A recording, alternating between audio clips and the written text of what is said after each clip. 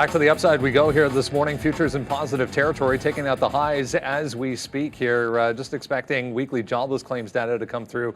Having a little bit of a data issue myself right now as well. But 0.4 for the S&P. We have 0.6, better part of 0.6 for the Nasdaq. Semiconductors back to the upside. 900 for NVDA here in the pre-market. Yeah, we're watching this one as well. Rivian already 4% coming up at 1 o'clock this afternoon.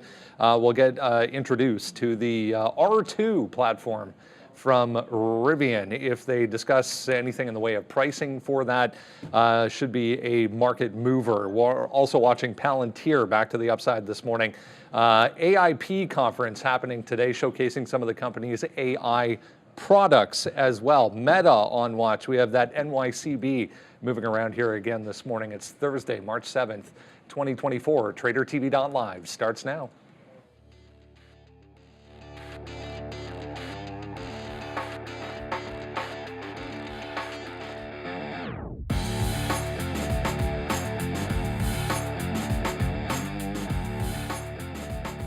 Yeah, the market's taking out the highs here right now on that data point at 8:30. We'll bring that up here in a second. But the Fed also, I didn't even mention that, the Fed back on watch. Coming off day one of Fed Chair Powell's testimony yesterday. He'll be back at it again this morning, coming up at 10 o'clock in Washington. We'll see if we get any more indications or any kind of comments from him as to when they plan to start cutting interest rates. I mean, there was a bit of a mixed bag yesterday. There were some comments that were more on the hawkish side, and then by the end of it all, he was sounding a little bit more dovish. So at the end of the day, the key message, I think, was it's wait and see right now, and more data needed for them to feel quote unquote comfortable. But, I mean, we heard the same thing from the Bank of Canada yesterday, and I thought that was kind of a surprise, too. Yeah, and he mentioned the Bank of Canada, Tiff Macklem mentioning real estate specifically as to why he didn't want to cut real estate because of the inflation issue we have with that in this country still. Lots to talk about today, Brendo. More positive studies coming from Europe. Novo Nordisk has a really interesting phase 1 trial with a 13% weight loss. Compare that to Wegovy that only had about 6%, so that's double there. Also, New York Community Bank, lots of action happening there. Talk more about that as the show goes on. All right, as I mentioned, here's that data from 8:30. Initial jobless claims coming in basically exactly in line with expectations, 217,000 versus 217,000. We also got non-farm productivity quarter-over-quarter final reading there, exactly as expected, 3.2%. The big one again today. Again, Fed Chair Powell coming up 2 days in a row here. 10 a.m. this morning. We also have Mester a little bit after that at 11:30. We'll be speaking at the same time. Fed Chair Powell is back on screen and on the mic, guys, today. Good morning. Good morning. I think you forgot something in there. Okay, fine. You had some numbers come through. NVIDIA's over $900. We got Powell today, but let's be real. Everybody is excited for the RT event. Rivian at 1 o'clock today. Well, maybe a few people. I know Randy's going to be excited about it. That stock's going to be in play today, so at least we'll be watching out for some Rivian, in addition to every single semiconductor company under the moon, starting off with NVIDIA above the aforementioned 900. Today, after the bell, you get the last of the earnings, I suppose, for the chip names with AVGO, Broadcom, and Marvell, so that should be an exciting one after market. Hey, Sean, maybe today you get to announce in the market recap that AVGO was finally splitting. That's a good one. That said, I'm pretty sure for DocuSign. Oh, yeah, DocuSign as well. I felt like AVGO was going to split the last three earnings, and they still won't. But yeah, there's a lot on tap today. Keep your ear to the ground. We didn't really get anything unexpected out of Powell yesterday, so not much change. Bitcoin didn't break a new high, yet somehow Coinbase managed to make a new fresh top. Coinbase is... If we fail that high again today on Bitcoin, like, do not break that 69, like press it and don't get through. There was a good opportunity to short wherever the top was. Today it could be like a 250 if coin continues to go. Okay. Yeah. So NVIDIA's at 906 right now. Like, It's true. It is the #1 idea on the sticky note to go 900. I have a bid at 900. Unfortunately, our charts are an absolute disaster.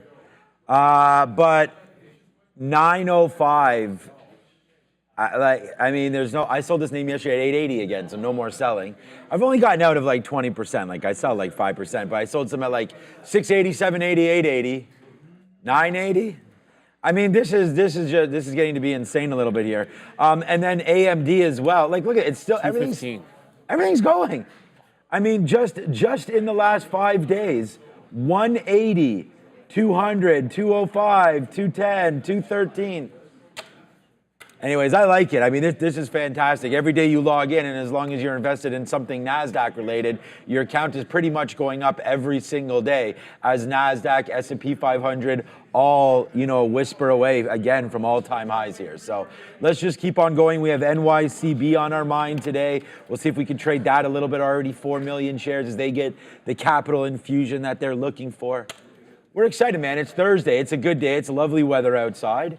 And, we're feeling pretty good today. So let's wait to see what goes through. And, Palantir, let's go. I mean, this has been the #1 name that we've talked about for a heck of a long time. In fact, we even have the hat over here.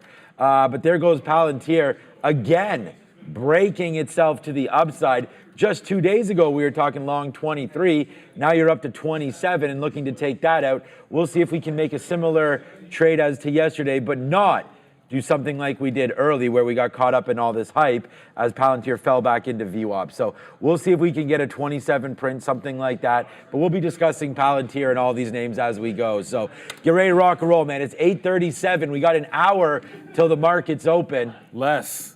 You see the energy we have? We are half a coffee in. So pretty good. I've had one. I've been falling down on this point thing here. You know what? Screw this. Let's go. Come over to my screen. I got punked when I did the show for Spin you. 1,000. I spent someone gifted me 5,000 and it didn't actually go through. I saw it, but then I didn't scroll down to see that it didn't go through. Yeah. So immediately bet the 5K, didn't get it, and boom. I haven't won this thing in 2 weeks. 5,000 points. I haven't won this thing in 2 weeks. I'm not. Come to my screen, Fabian. Look at this. This is what happens. We talk about when you're trading. Where's my guy Patrick? Look, if enough is enough, you spin right here 1,000 points because you're peed off, and there it goes. Bang, bang, bang. 5 times your money. It's like I'm Raheem over here. All right. We're getting ready. We're going to have Raheem Alani come through very soon. Looking very, very handsome as per usual. I can see the notes. A nice little spring attire here. I like that. Is it time to wear white pants yet? It must be. Off-white. How he likes his shoes as well. This guy's just balling over here. Exactly. Well, hey, the clocks go forward this weekend, so as far as I'm concerned, that means it's... I have no idea if there is a white thing. My wife always says there's some sort of, I think it's... I just know you're not supposed to wear white after Labor Day. I have no idea when you're supposed to start. After Labor Day. But then, like... Start up. It's springtime. Victoria Day. Right. Yeah. Victoria Day? Yeah. Okay. He knows everything, this guy. Rivian's already up 6%? Oh. Okay, well, that changed. Kentucky Derby. Oh, yeah, that's right. That's one of the first things of spring. All right, back over to the desk. Well, too late for Rivian.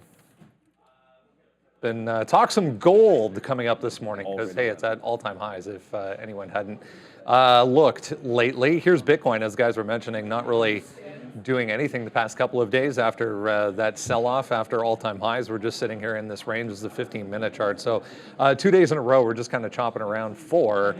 Bitcoin, just seeing a comment here from NYCB CEO Otting saying the levels of capital that was raised was intended to build a fortress balance sheet. Again, that's from NYCB, very active here in the pre-market as well.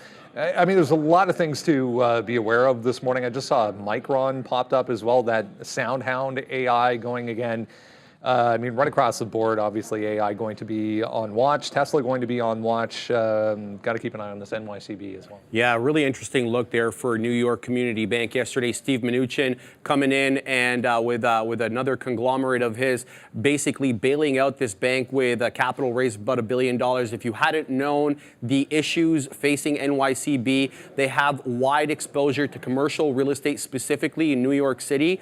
That's rent controlled. As a result, they haven't been able to adjust their rents to adjust for inflation, and it's really had a toxic effect on their balance sheet, Brendo. So we'll have to see how they do. Bounced big yesterday after that announcement, though. Yeah, huge move upside. Very active here in the pre-market as well. We'll keep an eye on NYCB. I was just going through a few other things there.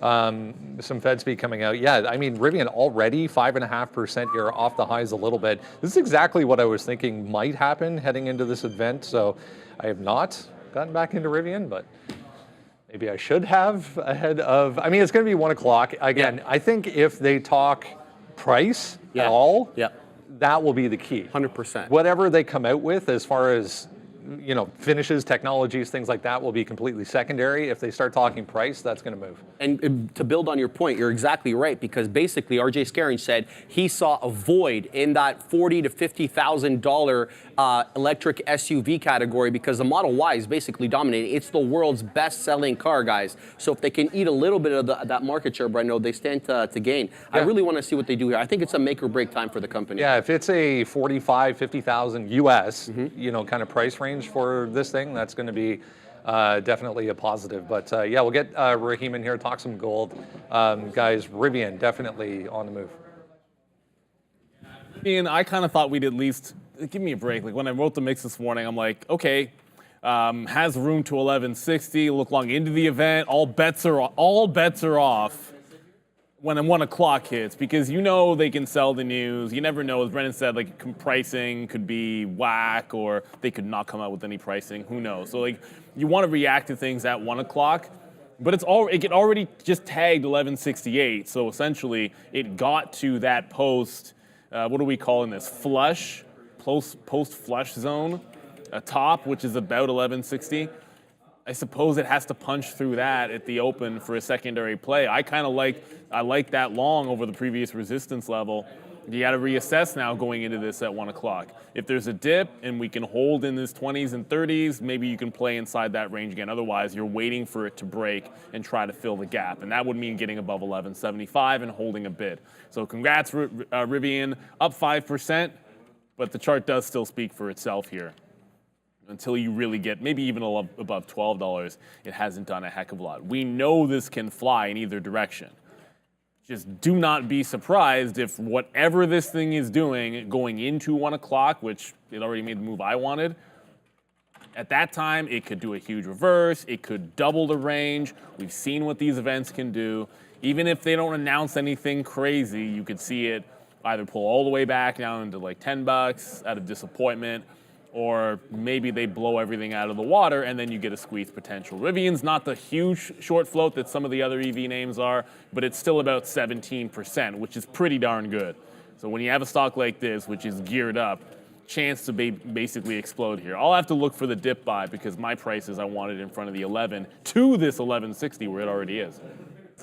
Yeah, we have Rivian written down here as an 11 long, but I mean, we wrote that down here when it was down at 1120. It's obviously just taken off a little bit here. We just got to 1170. Those of you that have asked me, some of you have, I bought Rivian. It's one of the last buys that I've made at 1125. So that's not bad. So we'll see if it can go upside, right? And so like that's what I mean. Like sometimes when we talk about, you know, selling our NVIDIA, it's one thing to sit in cash, it's another thing to put it to work somewhere else. So let's wait to see what happens here with Rivian. I mean, we're in at 11 1/4. We did not buy the dip into $10. I feel like if this release is not taken well by the market, that could be an indication to get out, you know, and then wait for lower prices. So let's see what happens. It's coming midday. Rivian, I believe, is along down to 11. All right, Raheem Alani, Managing Director of OCI Groups, back in the building. It's been a few weeks. Good to see you. Likewise.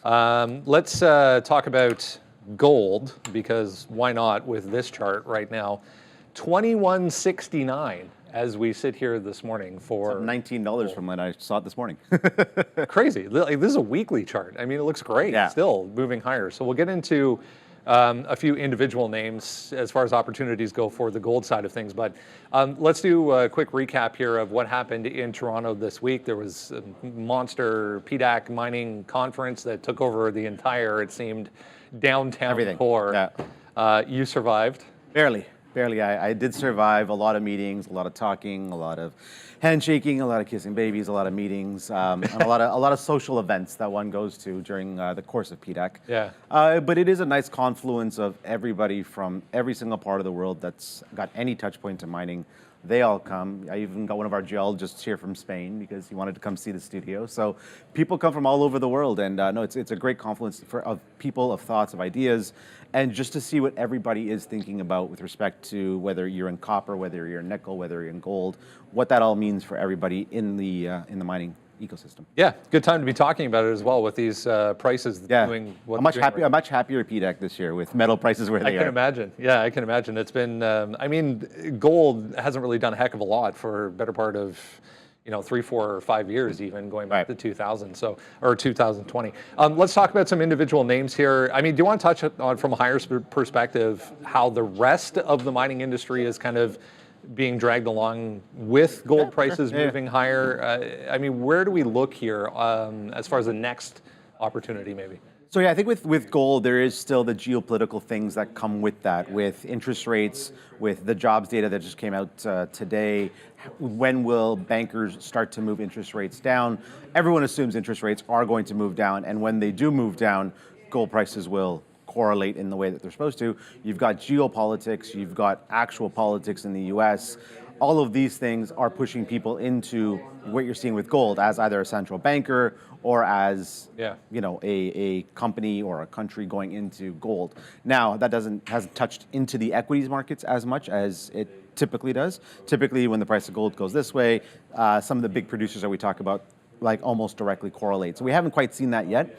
I think we will start to see that at some point soon, especially with people looking at different ways to enter the gold market. Same with crypto. If someone's looking at crypto, they're going to look at maybe the spot ETFs now are a way to get in. Same thing with gold. You might start looking at gold equities versus buying actual bars. So there are rooms to go. You got 18% up year over year. Some of these other ones that do follow, like you mentioned, silver typically follows with gold. You've got copper, zinc, tin, that are all critical minerals, uranium, rare earths. A lot of positive sentiment during PDAC around what's happening with those commodities as they're going to be needed for everything from your phone to your car to your charging station. Lithium and nickel have seen a bit of a kick down. They might have been a little overinflated, so we'll see if that comes to a normalization. But yeah, definitely keep an eye on your macro levels, where you think those are going and how those correlate specifically into gold. And then the other metals that do come along are just sort of tied now to the critical metals space that everyone's talking about. All right, let's get into a few individual names here. Some of these will have dual listings. Some are just on the Canadian side of things. But I mean, Barrick, a name, ABX here, one that everyone should be aware of. Yeah, I mean, it's a $37 billion company. Everyone knows Barrick. And again, it is a good proxy. It hasn't directly correlated as quickly as it used to with the price of gold, but I think you will start to see that happening with some of the bigger producers like that. They've got some positive news that's come out of their African assets, and they just announced a $1 billion share buyback. As I say all the time, if you love yourself, you buy yourself.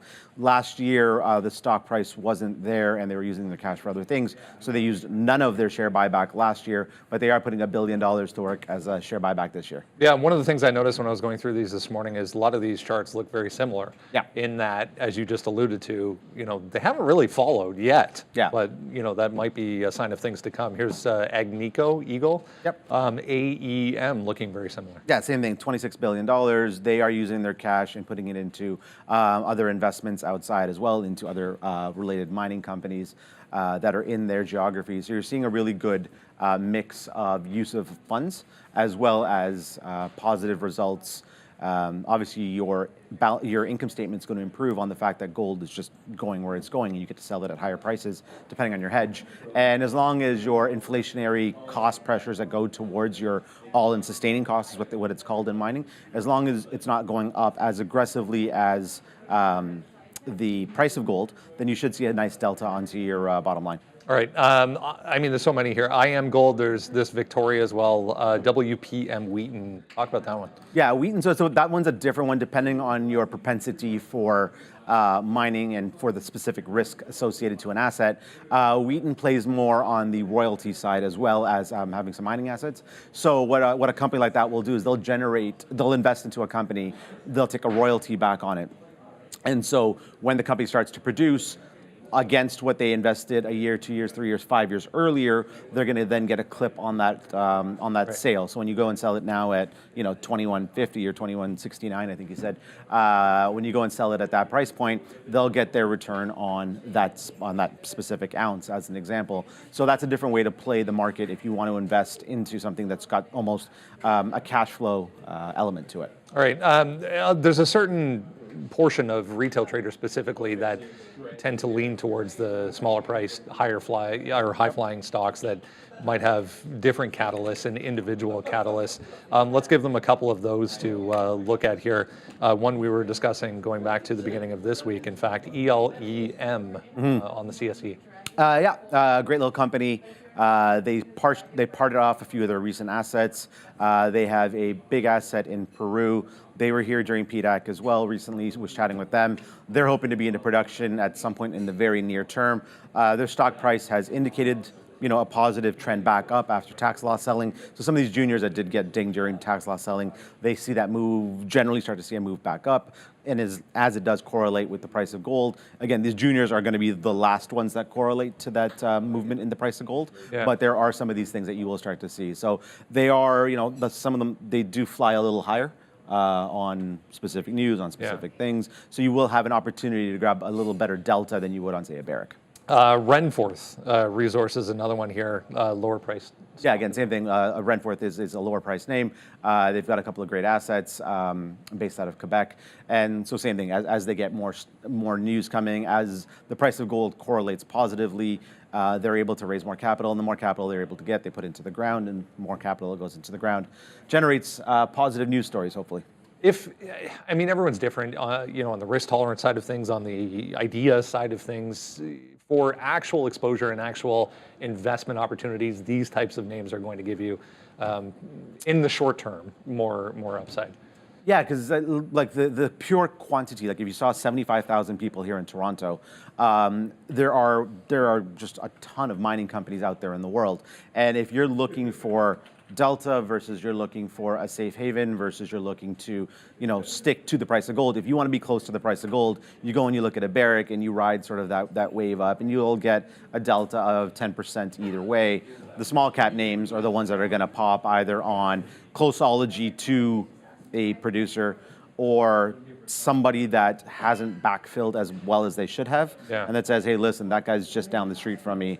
And use the analogy of real estate, like if you're buying a house or a condo, you want to be close to something, right? And if you look around and you say, okay, well, that guy's got a really nice house, and that guy's got a really nice house, and maybe that house over there will be a really nice house at some point soon, so somebody will come along and purchase that house. So I'm not a real estate guy myself. I'm more of a mining guy. Clearly, my real estate terminology is not good, but in mining there is that closeology play. Somebody told me that if there's a Starbucks in your neighborhood, you're in the right spot. There you go. So if you have a mining company, just look where the closest Starbucks is. There's a Starbucks close by. Yeah, good call.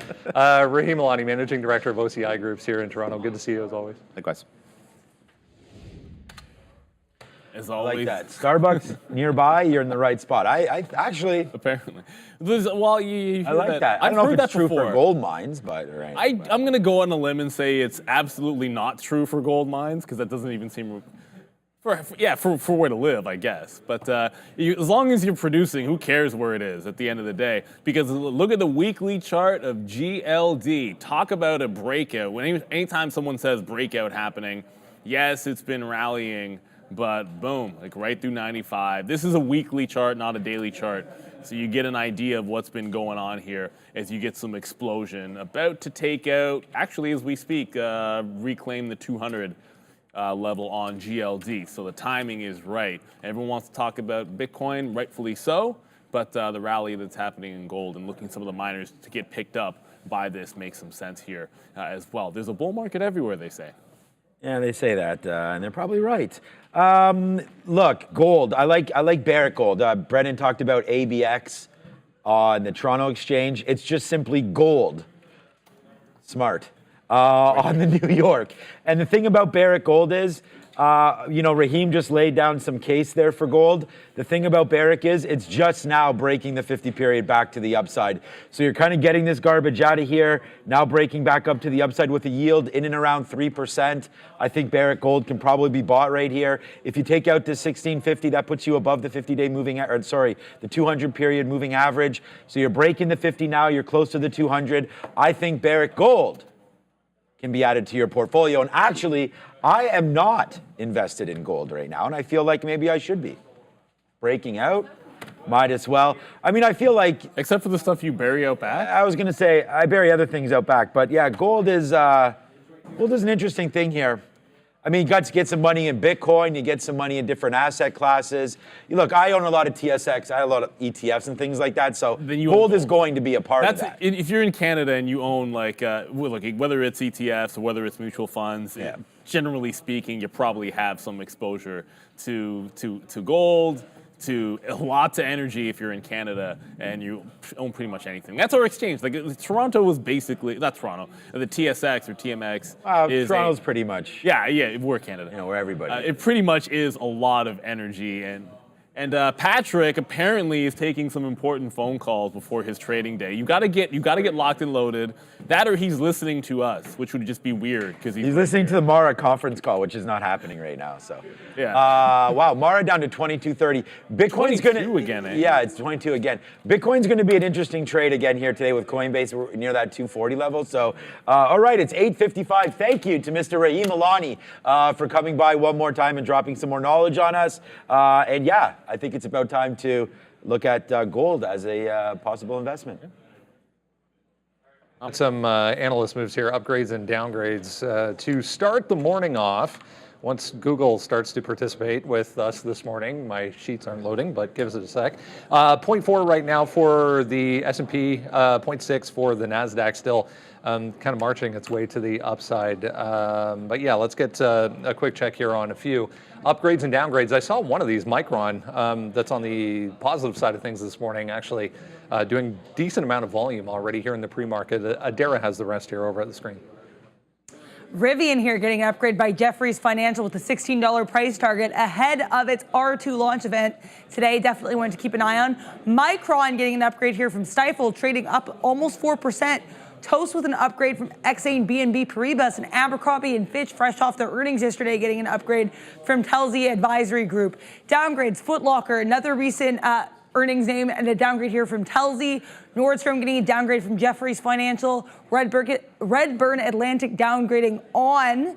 And then Victoria's Secret getting a downgrade here from JP Morgan Chase. Another post-earnings move, and this one trading very much to the downside here, guys. Possible nobody had a worse day than Foot Locker yesterday in the market.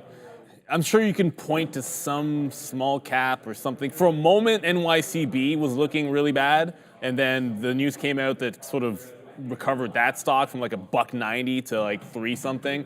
But Foot Locker got destroyed. The downgrade after earnings. I suppose when you drop 30%, there's going to be some downgrades after that. What's crazy about this, although I suppose it's not crazy, is we've seen this story before on Foot Locker. The last time it did this on earnings or something similar to it, I believe it was close to the same percentage, if not almost dead on. It ended up putting in a higher low the next day, and then it was rally ever since. Can it do that today? I kind of what I've marked off. It's like 24.40. It should be a little bit closer to 24.25, I suppose, but distinction without a difference. If it can hold this 23 bottom, there's some relief rally on an SSR play for Foot Locker. The last time it did this on earnings, like I said, it held the low and then got a little bit of a breakout. And it wouldn't take much to get back to 25, 26, as beaten up as they are. Don't necessarily love the company, but when you go down 30-something%, I mean, small relief rallies can be really good. Look to history. Last time it held the bid, and it flew from there. If it holds 23 again today, I think you can see the same. Yeah, what's going to have another bad day today is going to be Victoria's Secret. So it's kind of like Foot Locker in those retail malls and VSCO as well. So here's Victoria's Secret. We had this live on the show yesterday on the market recap show. We'll hit the button there, where we saw Victoria's Secret go up to $30. This is the thing. When we were watching this name live, And those of you, as traders, stay late, so many of you were there, you're going to notice that we talked about this $30 level. So we talked about it's going to be a short if we get up to this and can't hold it. So it was a minute in time, but yesterday that did happen, and it stayed up there. You know, we had a nice move up. You kind of bounced around him. If we zoom in a little bit more, you can see it was up there for about a minute or two, even wicked higher into 31, and then they guided lower. So unfortunately, they came out with a guide of only 6 billion versus 6.2 billion. Such a small difference, but it's really clubbing this stock.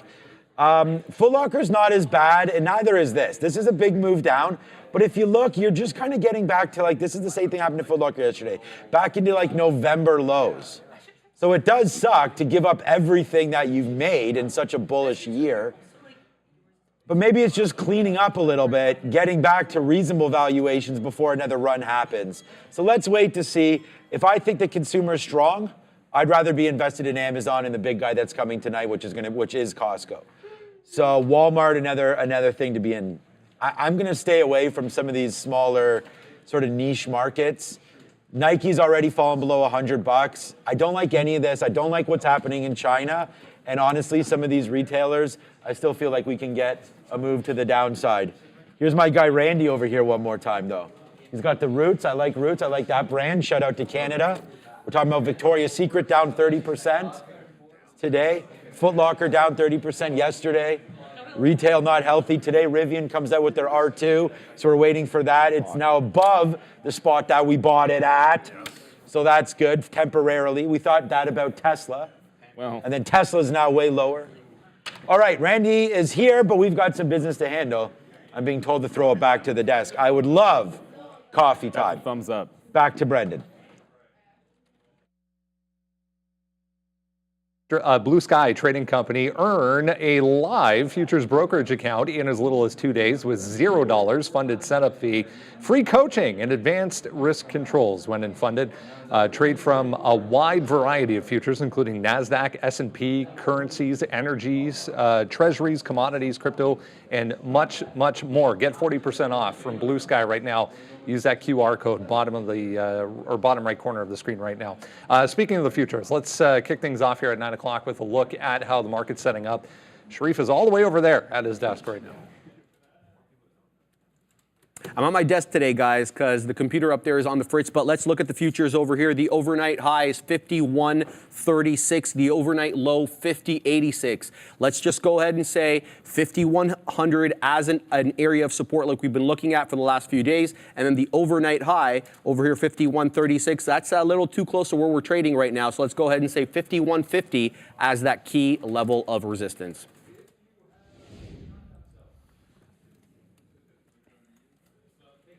If you have not done so, make sure you grab that. Every single morning shows up in your inbox for free. All you need is an email address. Use that QR code or go to watchlist.tradertv.live. And you get everything you need to know in the pre-market. Hey, we're back to 902 on NVIDIA, not the time. Shockingly, it is the time too. 902 coming into play here for NVIDIA above 900, 1.6%. It just does not stop this move to the upside. As we said, guys, Micron with an upgrade today. There's a few positive notes on some of the other ones in the group as well. Where's the trade here this morning? There's trades on so many of these chip names today at key levels, and we'll get into some individual ones. It starts, there you go. It starts out with NVIDIA at 900. Yeah, big one. It's a big round number. I feel like the last time it did this at an even number, there was some over-under, and it did track back through before eventually going. Yesterday's top was more like 897, and the close was at 887. So I tend to look at levels like that, previous highs, so 897 and 887 and 897 would be the two levels I'd look for a dip buy on NVIDIA. But you know what? There's actually some news across the board. Now, aftermarket, we're going to get, we'll get AVGO and we'll get Marvell. Those are a couple of big chip names that we'll report after the bell. You can check that out on the market recap show. I think Marvell will have the bigger percentage move, but that's just a bit of a guess. But guess who got a potential $3.5 billion contract with the U.S. government, specifically military contract to make chips? It's not a done deal just yet, but Intel's up 2.5% on that. So yeah, the market's up 0.5%, but these guys are actually up a little bit more. It's broken through some key resistance that hit yesterday, 45.50 this close. If it can hold on to 45 today, I think it has a chance to make it to some recent highs. So I got my eyeballs on this one at the 45 level on INTC. If it just flushes through, I mean, got to be careful with your dip buying at the open, be patient with it, that kind of a thing. So NVIDIA, I always like resistance turning into support, but Intel going to be in play today because of this potential $3.5 billion contract. At the end of the day, if you want to make sure that you have security, you want these things built domestically. Intel, one of the few.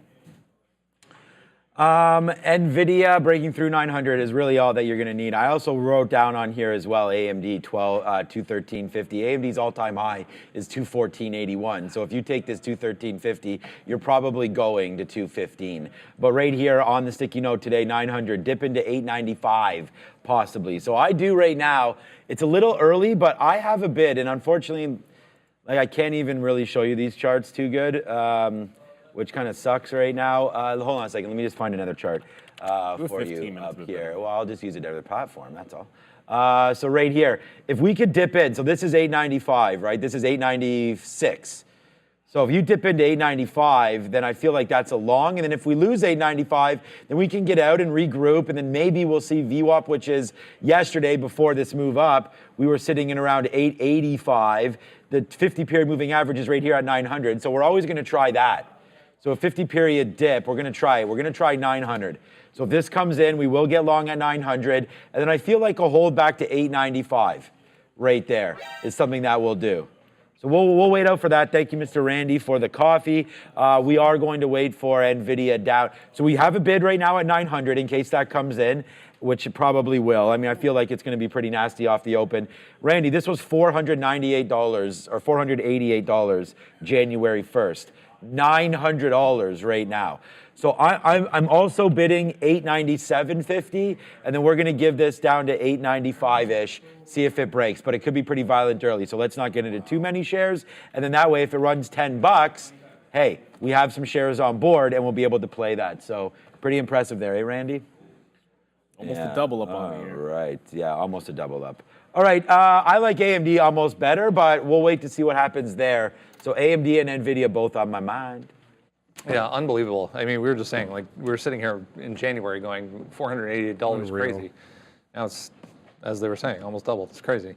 Let's go to Palantir here. We talked about this briefly yesterday, but there is a live stream today. AAPL conference getting underway. The company came out yesterday saying that 60 of their customers will be showcasing their AI products at AAPL Con. Again, a live stream throughout the day today. I mean, 2 days in a row here, just straight higher for Palantir. Yeah, and hopefully we'll get more information on this new technology that they released yesterday. Titan, they got $178 million from the government for this new project. So this Titan, I got more information on it. It's a ground station that accesses space, high altitude aerial and terrestrial sensors to provide actionable targeting information for enhanced mission command and long-range precision fires, Brendo. It sounds very terrifying, but yeah, it's what they're looking for in the military right now. It's terrifying if it's controlled by nothing but AI. Yeah, we'll see. That's where we're going. Again, just note that we could get more announcements, more positivity, more activity through this conference today. Yeah, look, I mean, if there's one reason to listen to the podcast, if not many, it would be for some of the talk that we've had about some of these names. And I mean, we really liked Palantir down here. We talked about Uber's inclusion into the S&P 500. These guys don't have it yet. They're finally full year profitable. They just hit 5 quarters in a row. We talked about all the contracts that Palantir keeps getting. And they've always had them. I mean, this is an old company, man. This company's over 20 years old. They just direct listed about 4 or 5 years ago at $9. I was pretty much all in on that. Not all in, but that was the biggest IPO or direct list I was ever part of. But it's not like that was that great. We actually went lower than that. We've been into $6, $7. But now they've proven. I think you have proof of concept now with Palantir. They have many more customers rolling through. Now they're at this AI conference where they're hoping to get some more. You know, government contracts are great and they continue and they do give you a source of income, which is why Alex Karp came out and frankly said he does not see another quarter where they're not going to be able to make money. So they have a base underneath them now. He said EBITDA profitability moving forward. So they've already hit that now 5 or 6 quarters. It might have been 5 and their last one was 6. But now I feel like you can invest in them. AI is a buzz right now and Palantir is buzzing away. So for me today, we have to get long. But yesterday we screwed up early, man. We talked about that. I talked about that with Patrick here. He had a great short off that 26.20 area. We were long early, and it was great. But then when it fell back in, we lost on this VWAP trade. And then we were able to sort of balance it out, took a long down here, and then was hitting the longs off of 26 into the afternoon. So made a mistake. Well, we were fine, but then lost it all early. Made some back, and then made it back again late as we kept with the long bias. I didn't short it yesterday. I don't think I want to short it here today, but the shorts are just as good as the longs in this stock, to be honest with you. Huge bumps up, fade it, right? Here's another major bump up. There's the fade yesterday at 26.80. So we got a nice bump up there. Maybe the fade was about to happen here today, but the problem is they get another contract and now they're at AI con or whatever it is. So we'll have to wait to see what happens here. 27.30, that looks like a great break, but for me, I'm bidding down here, man. 26.80. Let's see if we get a dip buy in for Palantir today. That was a softball. AI con? ACON. I don't know. Yeah. ACON. I mean, I know because there's Comic-Con. So I don't know. There's AI. I don't know. AIP Con. No, I'm not calling it the AIP conference. I'm just calling it the ACON. Convict music? They got the ACON today, which is fine. Well, okay, like a pie. Fabian just says, I love pecan pie. But yesterday the dip buy was really tricky because at the open it was so incredibly heavy. But on a 15-minute chart, sometimes if you, like when you have a 3-minute chart up, things don't seem as clear. But on a 15-minute, look at what happened. When it made that bottom, the next candle up was about 24.80 and then breaking out. So I feel as if when Palantir dips or you get a heavy dip like that, instead of looking at a lower time frame chart and trying to figure out the level, okay, great. If it bounces off of 26 like I like, fine, that's easy if it bounces off 26.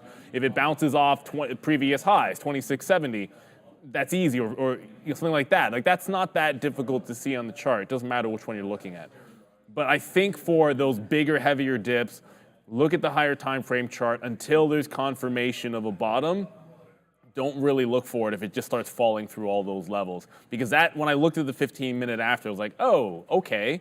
If you zoom out, picking the bottom, you didn't have to. You could just have gone long anywhere here, like 24.8 or breaking 25, and it showed you where the turn was. So when in doubt, zoom out. Oh, show. All right, nice move for Rivian here to kick things off already this morning. 11.5 holding right now for support. It was about 5.5% at the highs here. Here we go right now, actually. Moving back to the upside. Yeah, 1 p.m. coming up this afternoon. We'll get the intro of the R2 platform from California. What will be shown remains to be seen. What will be talked about remains to be seen. But we'll look forward to that. Yeah, the details that we already have, Brendo, are that it's going to be made at their Georgia plant. They're looking for a max production capacity of around 200,000. The specifications for the model itself, it should have a range of around 300 miles. And the 0 to 60, this is the one I'm interested in, 3 seconds, Brendo, not too bad there. Looking to produce about 50,000 of these in their first year. We'll see what they do. I'd love to see one roll out on the stage today when they do this, but something tells me that's not happening, but we'll see. I think that could happen, no? Do they not have one ready? Why would that be so unlikely? I don't know either. I feel like if you have an event planned, okay, but like 0 to 60 in 3 seconds when Elon says you can do it in 1 is less impressive. I know it's a truck, but... well, not only that, the Roadster is also $200,000. No, I know. These are going to be like 30 grand. I kid. That's the thing. When the price comes out of this bad boy, I think maybe if it's appealing enough, then that could be a little something. But when I sat down, this was this was all the world looking like an 11 break, or not 11 break, like an 11 dip buy hold at the open, but you made the rally into resistance already on Rivian. And when you think about this resistance, it's not insignificant. Like, this is a stock that got smoked on earnings through the $15 level, and since then, this is basically your high. 1160, 1165 has been the top. So I would think if there's resistance in there, you could always dip right back and give us another shot to be long in front of 11. And if it starts squeezing higher, I think 13 seems like a fade level. All bets are off when it gets to 1 o'clock or close enough to 1 o'clock. If you're in the money, that's great, but I think you make new plans going into the event as opposed to just sort of sticking to whatever a morning plan or morning levels are. Those don't tend to matter as much when you have a release event like this. Until then, I like the long in front of 11. I don't necessarily want to be breaking this out at 1165. That wasn't the intention, so I'll have to look for the dip buy on Rivian. Maybe there'll be some movement in Tesla today. I guess usually we talk about Tesla then pivot to Rivian, but I actually wanted to mention Tesla here because since breaking 198, it has not been able to bust through the previous close on any day. So you've been trend down. Today that sits at 176.5, so just a little bit right up here. It's a couple of dollars from where we are now. So I think about that to 177 would be the spot that I'd short. If Tesla goes green and breaks 77, I wouldn't want to fight it today. But the trend has been clear since it broke that 198 support. I wish you also, Michelle Lloyd, a very successful trading day. To yourself, to you and yours, and to everybody out there. I hope you had a good day. Look, we wrote down on the sticky note Rivian $11. We're nicely in the money now, man. We bought this thing at 11.25 for us, basically a swing trade. If it turns out to be a longer term trade, then fine. But honestly, if we can get up to like 16 or 17, something like that on this move, man, we'll take the 40% and probably run away. What do you call a pig with lipstick? A pig, right? So Rivian still can't make any money.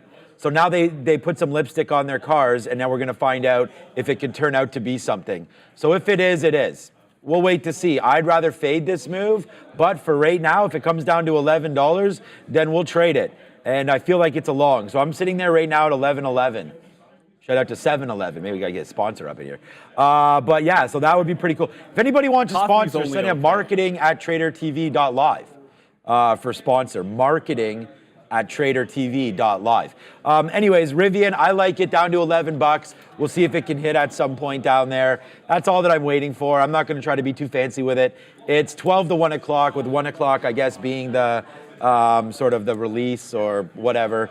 So I feel like between 12 and 1, this thing could get really spicy, and then especially after 1 o'clock, when everybody sees the car, maybe they announce what the price point is. Maybe they'll announce some features that we don't know about, which I don't know anything really about. So we know it's a smaller form factor, which people are looking for. They can't sell their truck is selling, but they can't make enough of them. So we'll wait to hear some. Or sell enough of them, but. I think they can sell enough of them. They can't. Their delivery numbers were so bad, right? So demand's bad everywhere right now. Yeah, we'll wait to see what happens here with Rivian today. But I'm going to wait for 11 o'clock, and if we get the price 11, and then if we get some action at 1 o'clock, we'll flip over. All right, let's go on to Meta. There was a Morgan Stanley tech conference in San Francisco on Wednesday. A whole bunch of details on Meta's AI plans were announced, including video recommendations similar to the way TikTok's algorithm works when it comes to Reels for Instagram. So, I mean, Meta was already up here in the pre-market, but we're trying to test 550 at the moment. Wow. There was also this, speaking of TikTok, there was this also new regulations coming into effect today over in the EU.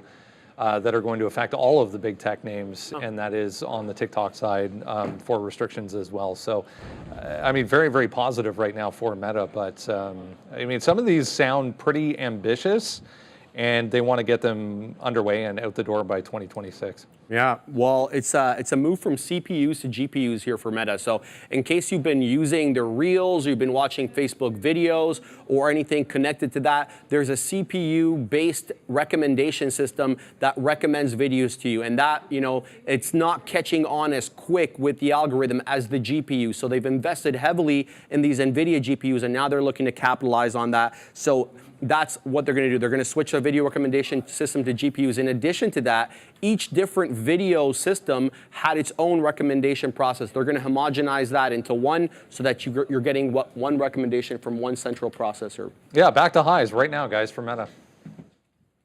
Meta. Okay. Yes, sir. It's back above the 500 level, which yesterday it sort of failed that breakout at 500 spectacularly. It got all the way up to 503 before, on just 3 consecutive 15-minute candles, getting back down into the 494. And you can see what's happening up here. Like above 500, there's been a bit of a rejection, 3s and 4s. If it does the same thing again today, I want to be ready for that kind of a reversal. I said this in the afternoon show. If you see it get above 500 and then fail it underneath, look at the lower highs that got put in. Like twice it hit 499, like 70, 499, 80, and then pulled right back. So the failure under 500 has been a good one. If it can take out 505, then it could be one of those days on Meta. It's really right up at the top. It's not even a consolidation, but it's been gliding slowly after breaking out the recent high. Not flying, like when AMD broke a consolidation, it just flew. You've been gliding higher and getting a little bit heavy on Meta. One of these days, maybe it does another one of those rip your face off rallies. But it has to me, that has to get through the 505 level, which has been a little bit of trouble lately. There's messaging here. Okay, so as far as Meta is concerned, look, I really love this stock, and it's too bad that NVIDIA is kind of like we just talked about, like the shiny car there with Rivian. I wonder about Meta kind of just being a little undercover right now, it's not really undercover. It's making highs and trying to break out and breaking out again. Meta's high right now. I was actually looking at some Canadian banks. I can't believe how well Bank of Nova Scotia is performing compared to all the other ones. It's 504.50 right now for the high. That's the 52-week high right now for Meta listed right here. 504.40s. So I feel like we can get to that. I mean, look at this, just a steady climb up. Now you get the TikTok tailwinds like we keep talking about. I like Meta. I think it still continues to work, man. Instagram is huge. Monetizing of WhatsApp, figuring out all this with AI and how to give better ads and how to reach bigger audiences. And it's just ridiculous, the daily active users that these guys have. I really like Meta, and with the Nasdaq breaking out again here, I feel like this is an instant buy. Like 497, like any kind of a dip, we have to be on Meta. So Meta today and all the chip names. I'm not even looking at Google. I don't have Amazon written down or anything like that. I want to play strength in what's going to be another booming day. And I don't know about, if the Nasdaq's going to get going too much more than this, but we're already up 0.75. And generally speaking, when the market opens up like this, we can continue to go forward. I only have long. This is the first time in probably a year, maybe. I don't know, that might be wrong, but in definitely a long time that I only have longs written on here. So, there you go. So I'm pretty bullish today with this action in the market. One that was definitely a fade into the close yesterday, NYCB, very, very active here, 6+ million shares already for NYCB at 350. Just be aware, Ted Mnuchin still on CNBC here making comments on this deal that was announced late in the day yesterday after that lengthy halt on NYCB as they raised more than $1 billion to fund things going forward. Yeah, crazy trading there. Neil had that during the midday show yesterday. So essentially a couple of problems here. There is exposure to commercial real estate in New York City, which is rent controlled. So that's caused problems with respect to margins. The company reported earlier this year that there were material weaknesses in the company's internal controls related to loan review. So in addition to having bad assets, it looks as if their loan application process wasn't up to snuff here too, Brendo. Probably gonna do some heads rolling here. Yeah, we'll see. Obviously, changes need to be made for the business model anyways, but starting to curl back up here, guys. Lots of volume coming in. Again, Mnuchin on CNBC right now.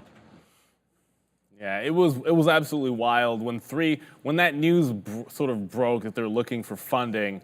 It broke the $3 level, and if you could have known it would be that bad, like you could hold on to it. I mean, I didn't. I shorted from 3 down to the previous low. I was like, okay, it halted, reopened. It looked like it was bouncing off there. I'm like, oh, we'll just get out of that. And next thing you know, it's at $1.80. minutes later after a couple of halts. When they opened back up, just watch the $3 level, maybe 3 to 315. That held like a charm in the afternoon. If it gets down there again, I think that's the level that makes some sense. If it breaks $3, yuck. If it holds $3, try to trade off of this. It's done a ton of volume, so it could just be a scalp play for most of the day. Like, what was interesting in the afternoon is how, I mean, not volatile is not the right word because it was still moving a lot, just relatively speaking. It wasn't doing as much as you would think.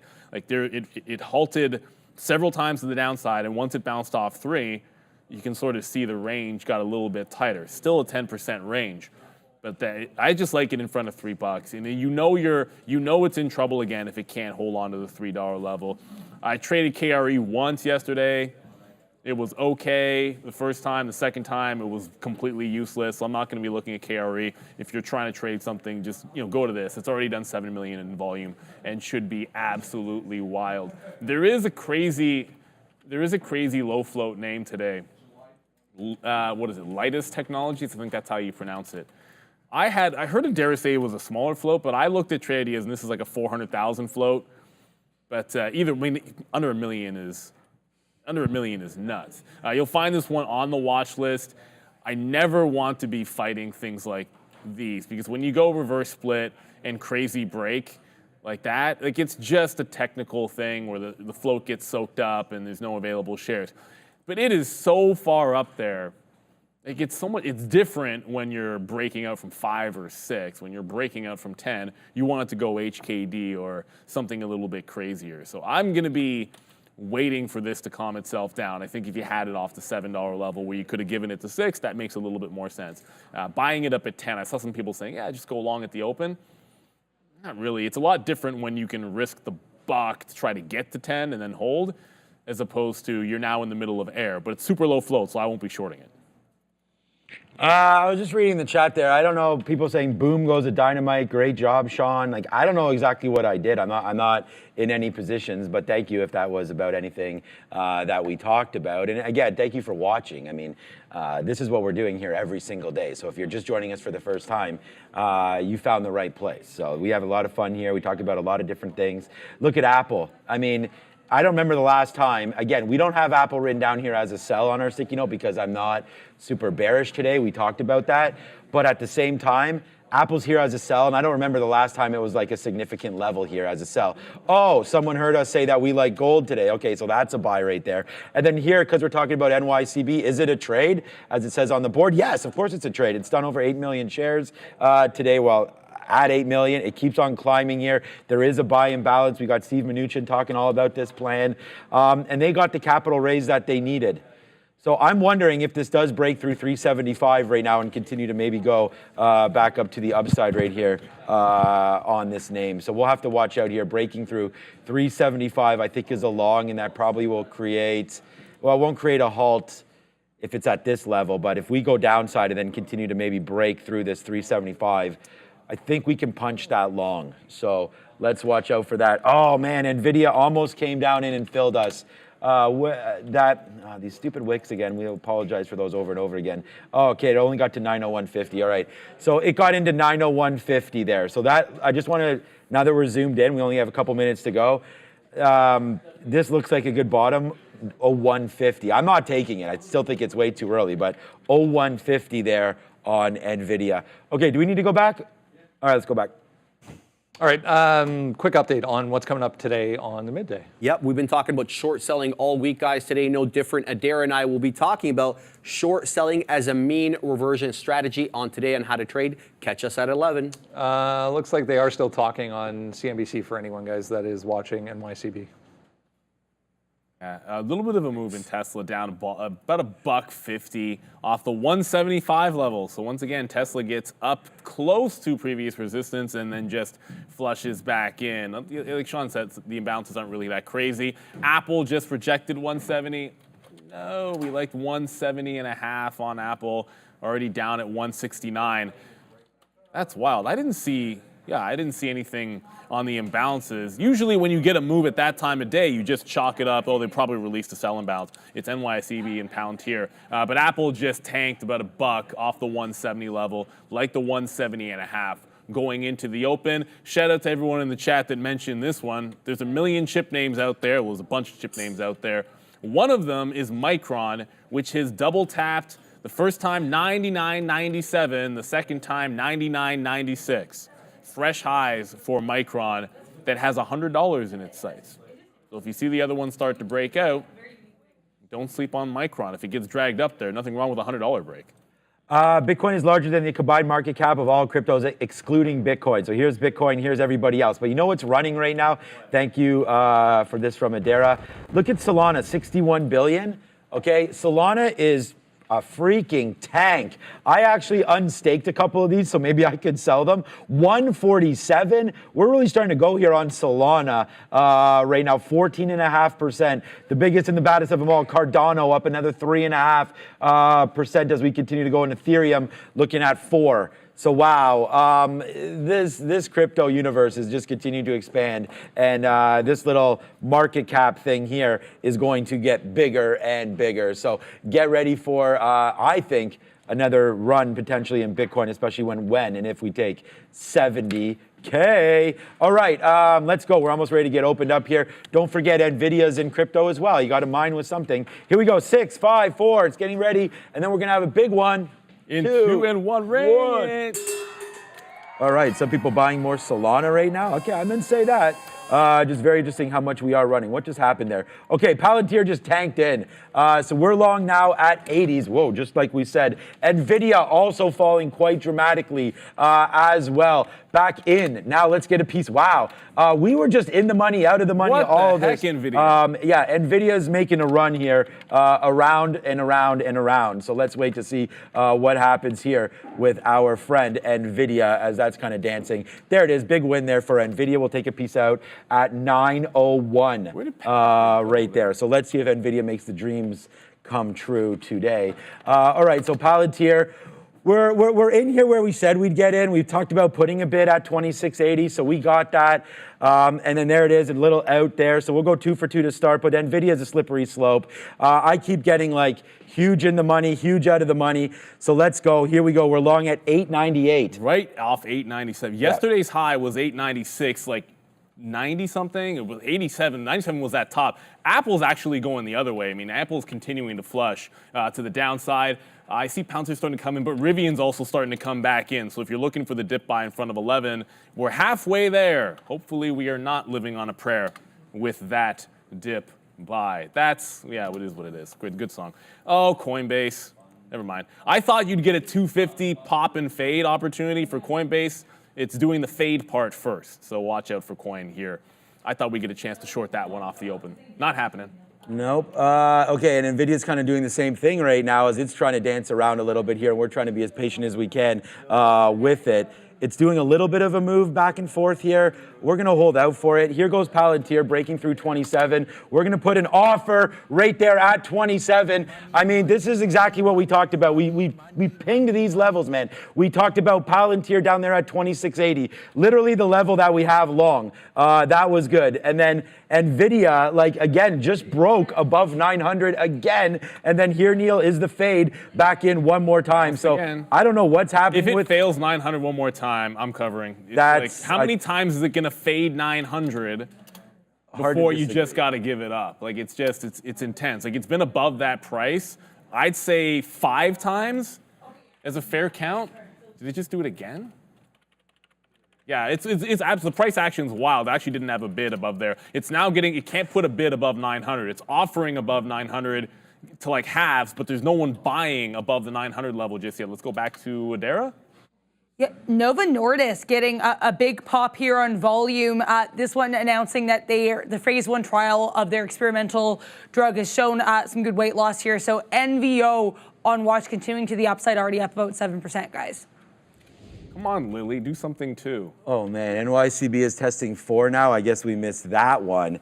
All right, so we're just like, we've taken out some pieces here on NVIDIA, but the last one was just here at 898.20 or whatever. Our best one was like what we were talking about up here at 900 as it still stays under VWAP. We actually talked about this is a big win right now for us. We could just get out right now. It's a trophy win, but we're gonna wait up through 900. There it is again. So it's like, what are we going to do here? I'm trying to hold this for a bigger trade. But right now we're $4. I mean, how much bigger do you want? $5 in the money right there on NVIDIA and starting to go. So we're all about this one. There goes NVIDIA. It's a 5 spot and it is ripping. Let's go 6. Who could say 6? Who could say a big one also in Palantir? Man, we are here. Whenever I take a day off, this is what I feel like why the hell did I take a day off? But there goes Palantir. Nice move back up there to the upside. And man, oh man, like we were just so happy with NVIDIA. We got a 902 fill. It went to 903. I don't know. This has been a huge day again for us here today. I took the win on that one just there. But guess what's coming back in to the upside? 178 on Tesla. That's pretty much at the resistance spot while getting out of NVIDIA, take the profit and run. I missed this opportunity right at the one. I mean, yesterday afternoon highs 178 like 15, and this went to 178.30. So within 30 cents, this is turning at yesterday's highs. So I was taking a shot in front of that level, so we did. Rivian, no dip buy. It's at 11.46. I don't know if we're going to get that $11 level. Might have to wait a little bit longer on, and not NVIDIA, on Rivian. Oh, okay. The number 1 trade on here is NVIDIA long. The number 2 trade on here is Palantir long. We have both of them, and they're both, I mean, NVIDIA is $6 in the money. Palantir is 50 cents in the money and at day's high again, but we just touched again all the way up there. We've seen Palantir have these crazy, wow. Now NVIDIA is pumpity pump, pump, pump. What's up to Big Papa Pump? I'm waiting at 908 here for that move. This is another $8 right there. Nice move up on NVIDIA. We talked about what kind of market this is. This is a blasting market, and if you got something, you want to try to hold on to a piece of it, and we've done that. We have way more than half of this position right now on NVIDIA, but again, we just stopped out there at 906. Let's try to get a piece out on one more bump up, and then maybe we'll wait for that 908 after all, but here it goes. 905 and change. It's an $8 banger right there. Boom. There it is. Okay, I'm just going to sit back and relax. Right now, we were absolutely destroying this market right here. We're up double what we were yesterday already, and yesterday was a trophy day. So this is going to be a good day here. There goes NVIDIA, 906, and still pumping higher and higher and higher. Really happy that we're able to hold this. It could still fall back in. And if it does, it does. But this is why we talk about, you're looking for trading resources. You're going to want to go to watchlist.tradertv.live. Neil put something out. And then we also have right here the sticky note, which has NVIDIA and Palantir here as the 1 and 2. I'm not even looking at anything else. We can go over and look at AMD if we want to. But we're just going to watch and see what happens here with NVIDIA. $8 in the money. What up, eh? Mind Medicine, very much here to the upside. They received FDA breakthrough therapy designation and announced some positive data for the generalized anxiety treatment. They also did price an underwritten offering of $175 million in common shares and concurrent private placement. So a couple catalysts moving MNMD to the upside here, guys.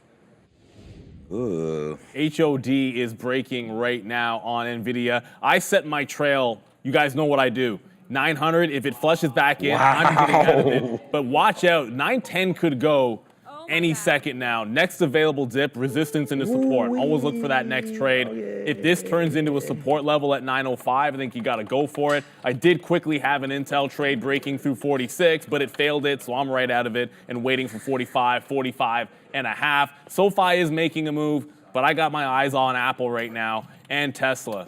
Tesla broke the 78, so we get in, we get out. Always going to get out of the trade when it goes against me. Do not want to have one thing ruin it because it's the cost of business. And if you lose more on your winning days, on your losing days than when you win, then you're not going to be a profitable trader. So we've got to get out of the way of Tesla, which is now up 2% on its own as Rivian is continuing to fall. This is going to be probably 20 cents away from my bid on Rivian. I might actually pull it back and wait for it to look like a turn. So this is what my day looks like here. We just got it. It's at 910 right now. So there's $10 just off the sticky note levels. And then not only that, we wrote down 895. We have 896.85 right now. Oh man, this is good, man. We're really happy with what we've been doing here today. Let's just wait to see what happens with this. We're already out. Well, I don't even know how many shares we had at the basement there, but I'd say we probably have about 30% left, maybe 25% left. Uber's making that move down in as well. It didn't hit our levels yet, but that's 77.50 for that one. Oh man, wow, that was really good. What's happening with ARM right now? Almost 150. Almost 146. Okay, I don't mind this one at all. We talked about this with Chris Bretcher yesterday. March 12th, of course, is going to be the lockup date there for ARM. But yeah, this one making that move. So NVIDIA is pulling back in a little bit, which is a good thing we did get out of that. But nice pullback in there for NVIDIA. Let's just keep watching it. Palantir, I mean, like I said, this is how the day's going. Palantir, boom, right? We have 20% left on that one. NVIDIA, this. So far, so good here. We'll just wait to see how far back we come in for NVIDIA and maybe pick something else up. But right now, we're just really happy with this, and we're just going to take a minute to breathe because trust me when I tell you, that was a good one for me. So probably right now, if I were to get out now, which I'm not getting out, this is probably one of the biggest single trades. P&L wise that you guys have seen since this show started. So that's a good one there for NVIDIA breaking through 900. Next up, 1,000? Not today, but a double up has some nice ring to it on the year.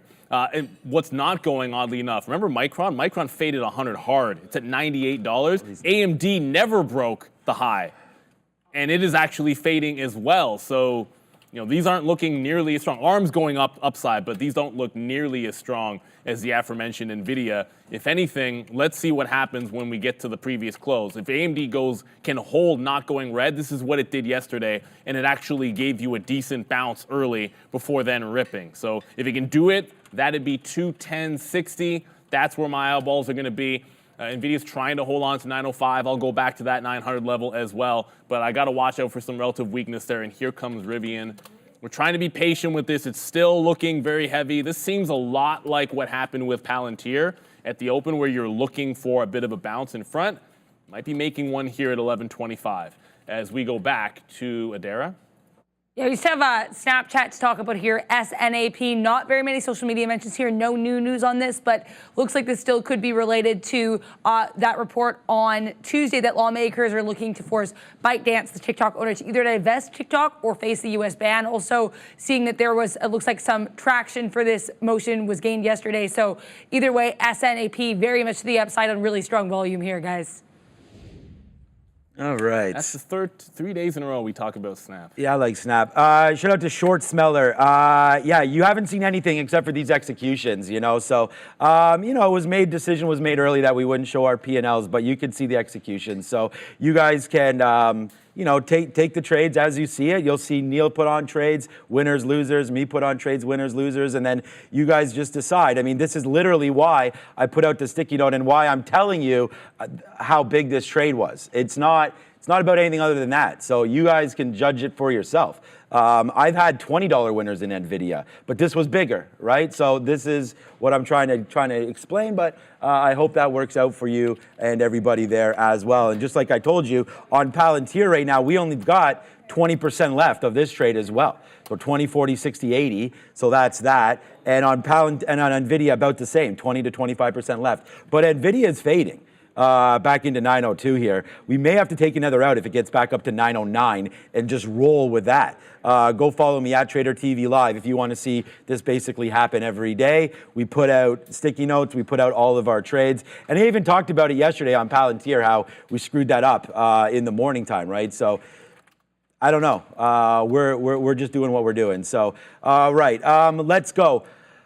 What is Rivian doing? So let me have a quick look at that name. As that was a little bit. Yeah, bouncing a little bit. Okay, so on Rivian, we were down at 11.11. We talked about that. It only goes down to 11.25. We're going to try to be as patient as we can be with Rivian. So if that works out, that works out. But for right now, so we just touched up again to 908.50. Wondering if we should just be sitting there and taking that. Bitcoin's at 67.8. It just broke yesterday's high. If we fail the all-time high on Bitcoin, the plan is to short Coinbase, and Coin's down at 241. So I got my eyeballs on BTC. This is a trade we wanted yesterday. Of course, we never actually got to the highs. But if we fail to break out that 69,000, it's coin that I want to short up here. Wherever it happens to be, I'll just look for the first entry that we can get.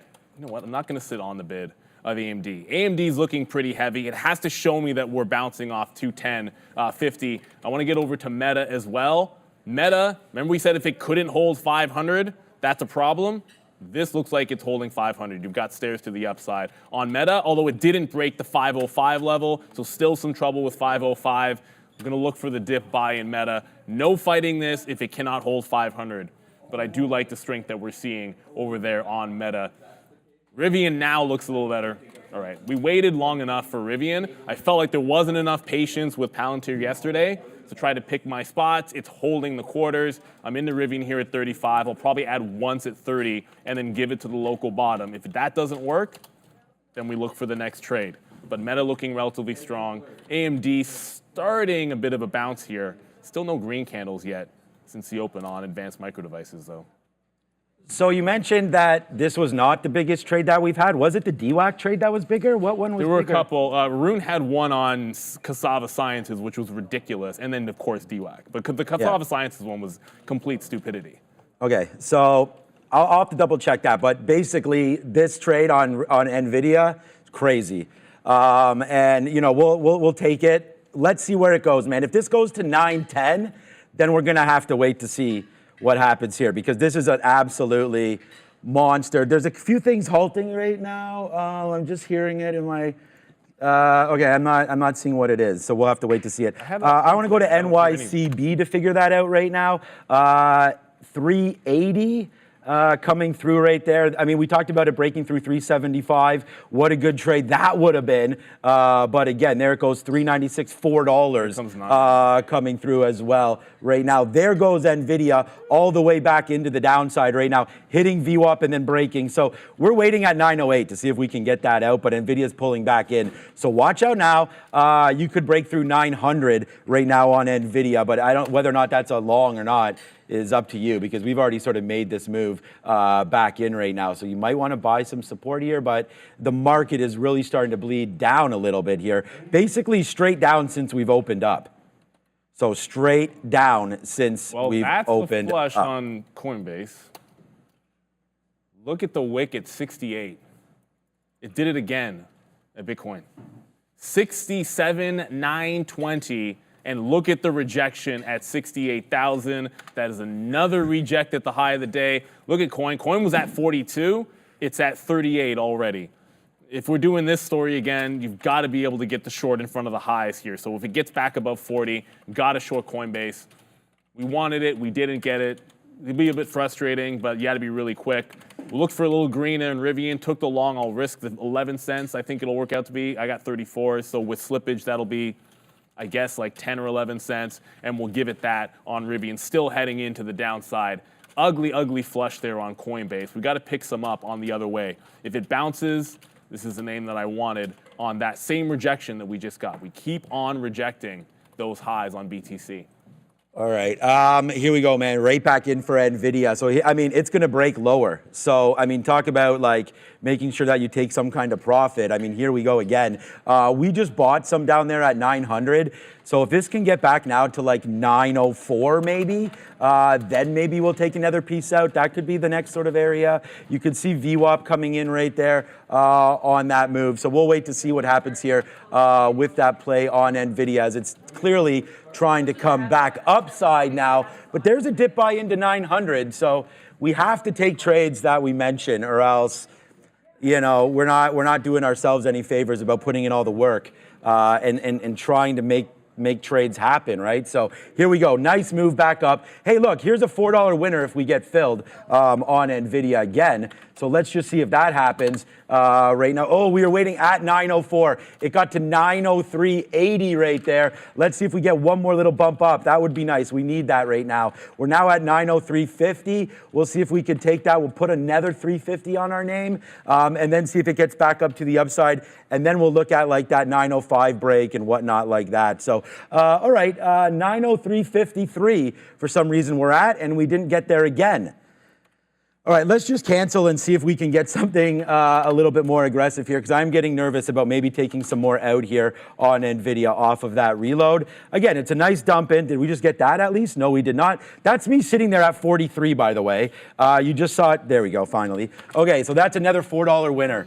Right there. So let's see how far we can go up to the upside now. We'll put another $4 in our pocket on NVIDIA. And then if this thing really goes, then wow, you want to talk about a reload. That's exactly what that will be down there at 900 flat. Again, now if we're playing with house money, right? So if this breaks through the bottom, we're going to get out of a break of 895. Oh, it's only NVIDIA that's going right now. It's crazy. Look at the futures here. We're getting a bounce on Rivian. Rivian actually bounced exactly off 1125. It's up in the 40s, so 1-to-1 is here, just getting an order up. But look at the rejection on the Nasdaq future. Broke yesterday's high, and we've rejected underneath. Do not like that look for the futures. Look at AMD continue to bleed. Apple is doing the stair step down. We won't get 170.5. That was a level I like to the short side. Obviously, we're not going to be able to catch that. So I will look for some lower highs on Apple. I did have names that I wanted short today. They were Tesla and Apple, which, I mean, those are the two stocks that have been trending to the downside for the last few days. So I don't think that's anything that should surprise people here. Let's see what happens with Apple. We'll try to catch some at 169.5 if we're able to get it. As I said, Rivian does not break the 25 level, and now working its way back into the upside. So we just got to the 50s, still trend down on Rivian, up 3.5%. And at 1 o'clock, we do have that event coming through. Everything can change when it comes to that event. Coinbase can't even get to VWAP. Coinbase still underneath 240. I'm trying not to chase this short. I just want to be very patient with it. I do think it should be a dog today, especially with that failure up top on BTC. Good job by Renata there, noticing deer. Like, what? This was a name that we've been talking about with Miss Danielle Shea over and over again, and it's a name that she likes down here at 350. And we do have a podcast. I was thinking that, down here, 350, 360 was a great buy, but Deere didn't really give us that unless you sat there and took it on this way in. It's now starting to, wow, okay, here we go again. I'm going to take a piece out now. Why the hell not? Let's just face slap ourselves up again on NVIDIA right now. I mean, this is an absolute monster now. We just got the high again on this. There's another reload. And again, this is what we talk about. We say this all the time, man. Like, confident trader. We talked about feeling good coming in here today. We really like this. And I got to give a shout out. Number 2 right now in the building is Obi. And Obi and I ran into each other, and we both talked about NVIDIA and how we both like the long. So that was really key. So I didn't look to see what he's been trading, but I hope he's stuck with that, as there goes NVIDIA 906 right now.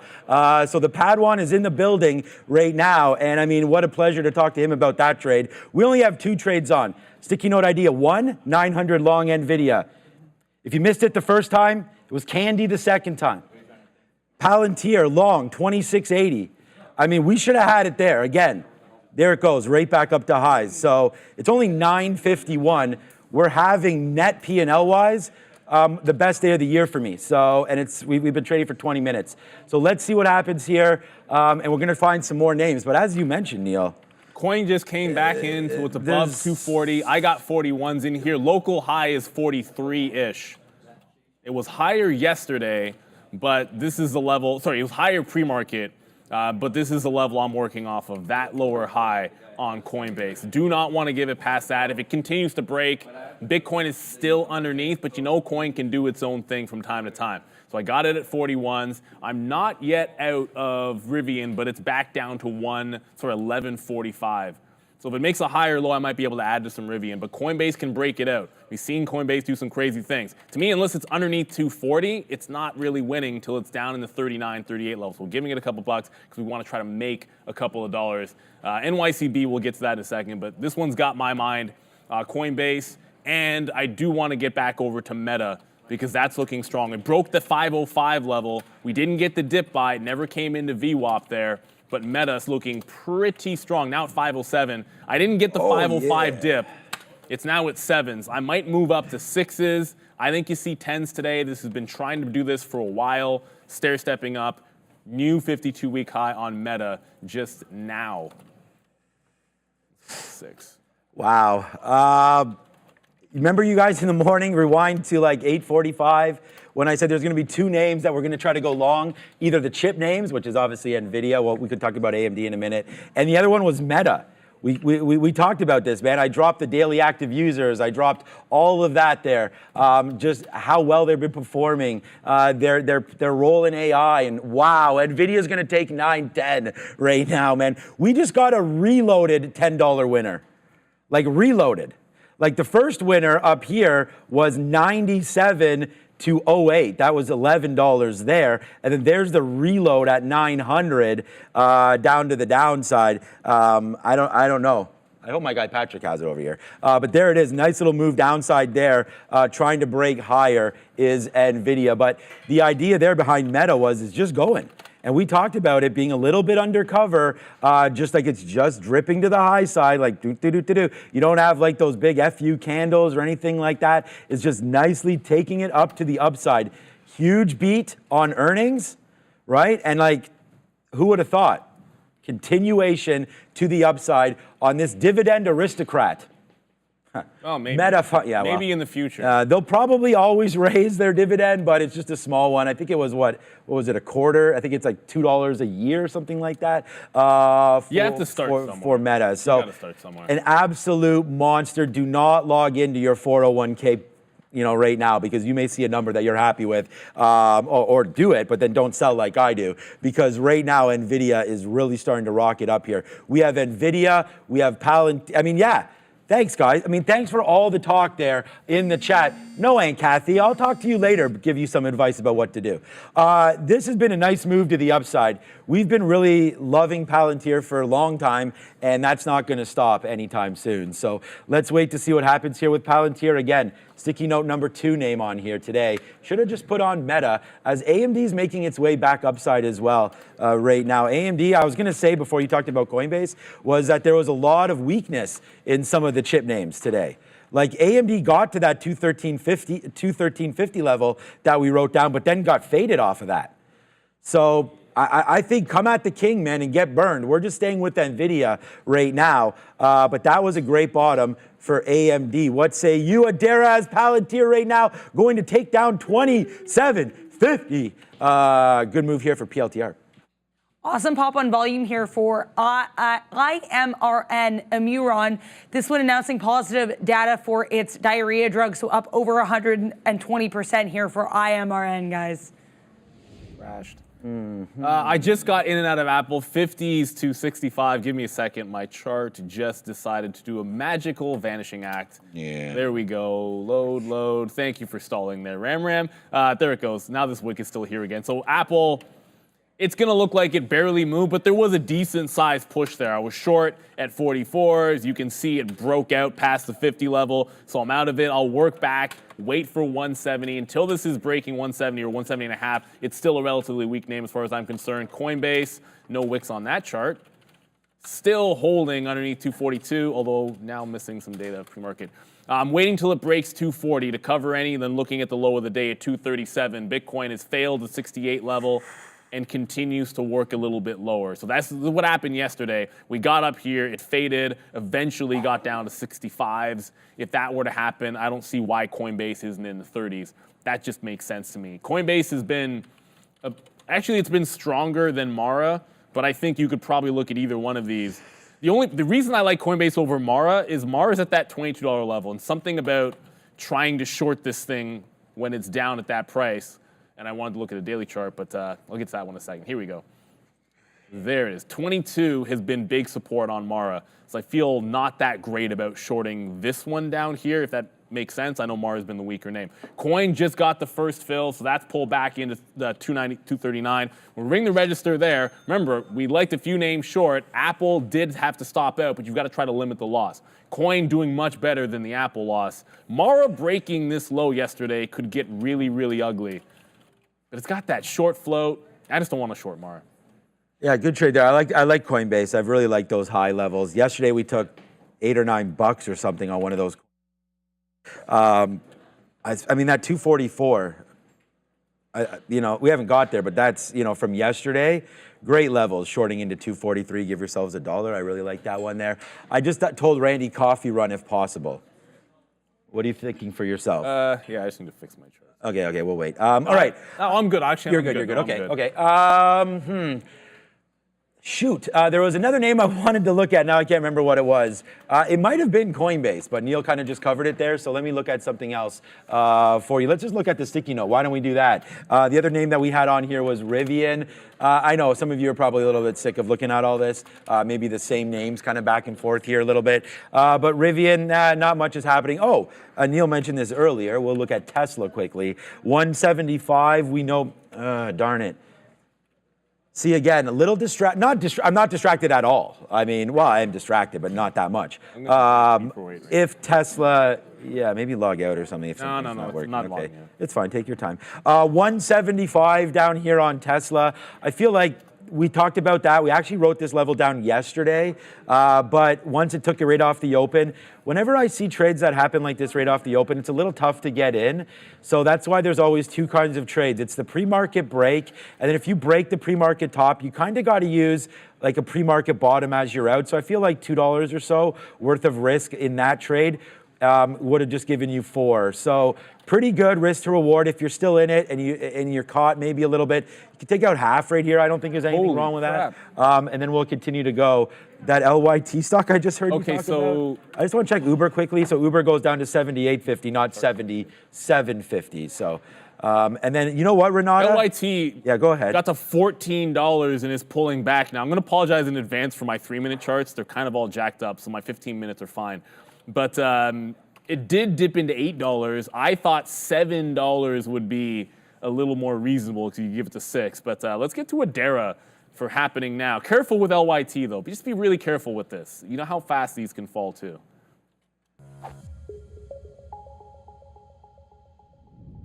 Lots going on in the market right now. Nice move up here. The 15-minute chart for the SPY. We are seeing continued moves higher here.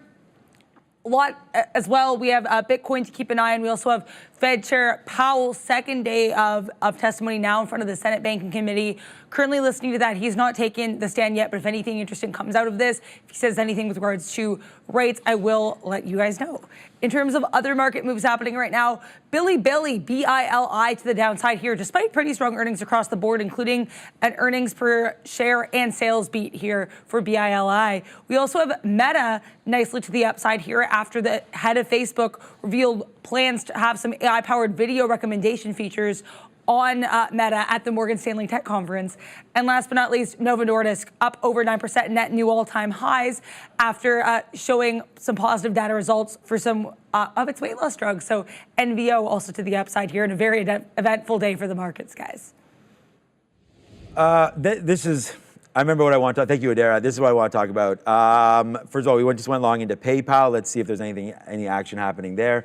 We went long PayPal yesterday on some of that talk of Venmo and X and all that kind of stuff. So there's talk right now about Venmo and Apple. It's not really doing anything. It's in the money. Well, here we go. Okay, what I want to talk about before I get off again was when we went to Adara the first time, which I think was about 10 minutes ago for a story there, Palantir was at 27.50. There was tons of size there.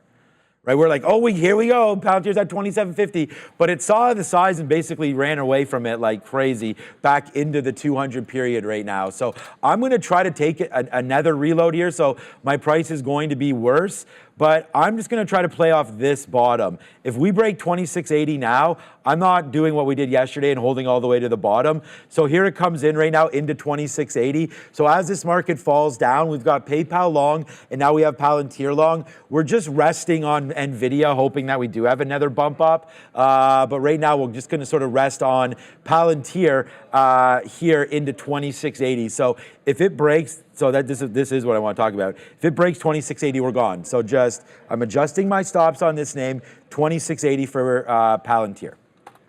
So here comes Meta. You just said the market's coming back down. Yeah, this could be a shot at Meta at VWAP, which if you've been following Meta along here, it's been bouncing off VWAP. Now it sits at 505. I'm going to look to stand in front of that one. Rivian's right back into our entry. I'm long at 34. It's back at 36. We did take most of it out. If it can hold a higher low, I will jump back into this one. They got the event later on today, but I think You want to try to play the madness as we sit around here in RIVN. I'll get over to it. This one working just fine. So we got some out in front of VWAP. It rejected 50s. Now it needs to put a higher low in. If you can't hold a higher low, as a matter of fact, I've actually tightened the stop up. If it doesn't put in a higher low here, I'm just going to get out and then work into the next trade. Got to give Meta. You do have to give Meta some room. There's no question about it. Like, that's a wild name. A lot of these are wild names. Oh, Bitcoin is starting to come back to the upside, so I should track. Okay, coin's still underneath VWAP. This is the chart that I can only look. Oh, boom! Oh, they just came back. So Bitcoin's starting to track back to the upside. The good news is coin's still under VWAP there. I took some out when it got to that 39.5. I'm at the low of the day here, but if we keep pressing, if 68 goes, I'm punching out. I almost don't care where this is going. If we break out that even dollar, I'm just punching out of the Coinbase trade. Do not want to be fighting the move in BTC if that's what's happening. Oh, damn. Yeah, I'm still looking for higher highs there in Bitcoin, but that 70 is going to be interesting, let alone 68, as Neil's talking about it.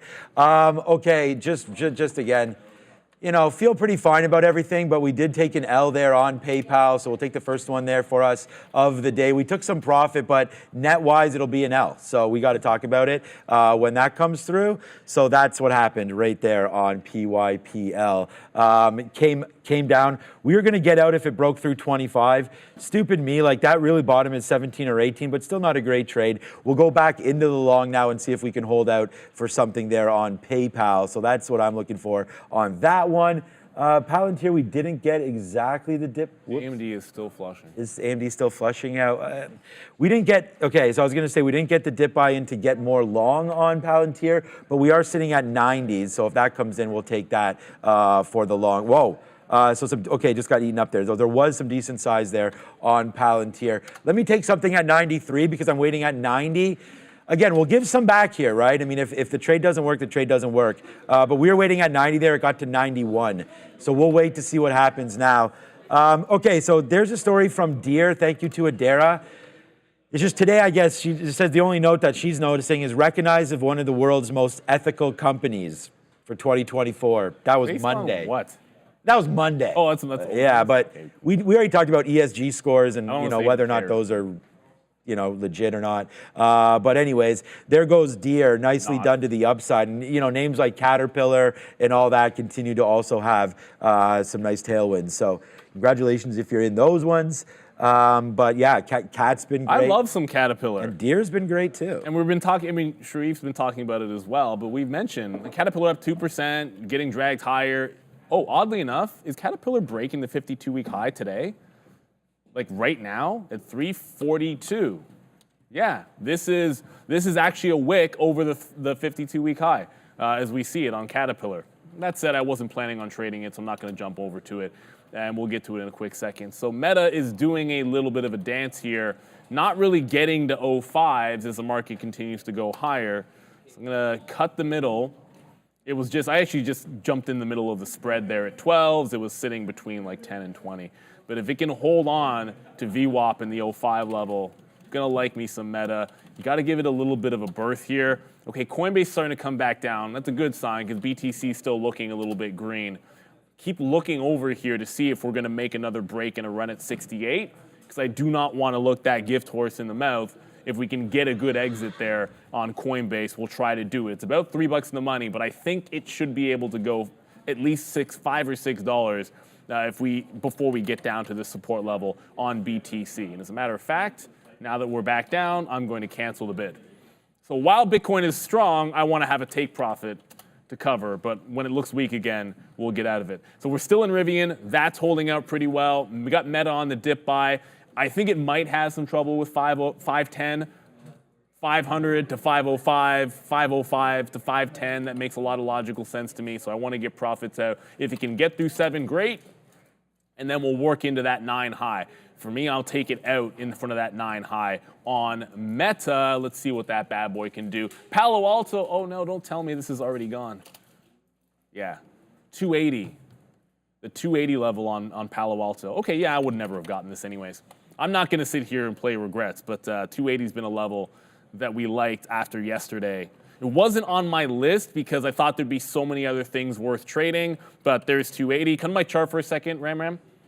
There's 280 on Palo Alto. There's 280 again, support to resistance. So we want buyers above that price if it's going to make a relief rally today. And it looks like the buyers have stepped up in front of that price. So I like you, Pan W. Maybe another dip into 280 would make some sense. Coin continues its little flush. Now you're at the low of the day. I'm going to slap a trail on this through that 38 level. Everyone, you have to have your own style of trade. Mine typically is going to involve setting targets, playing inside of the range. If I short it off a defined high, I like to get out. If it cannot hold underneath the previous close, then I like to jump out of that trade. But I like Coinbase in here. It keeps things in the pocket when they go wrong, but it also allows me to lock in profits and not turn winning trades into losing trades. We'll see what happens with Coinbase as Bitcoin continues to flush into the downside. Meta starting to work against me, but Rivian, I said I would not reload this trade because unless it put in a higher low, it did not. Bouncing off the same bottom. So I get out just underneath break even. Do not want to turn a good trade into a bad one. This is trend down. If it's trend down and I'm going long, I'll be happy to have gotten a win on a trade. You've got to be able to do that when you get that chance. You can play against the trend, but you better have very defined rules if you're going to do so. Meta swung like 50 cents in the money, but who cares about 50 cents on Meta? We're giving it more than that. It's AMD which has got my attention now. Afternoon low, 208 on AMD. Well, that happened a little faster than we would have anticipated on advanced micro devices. This would be the spot to go for the long, unless it's down here at 207. So 207 and the 208 level.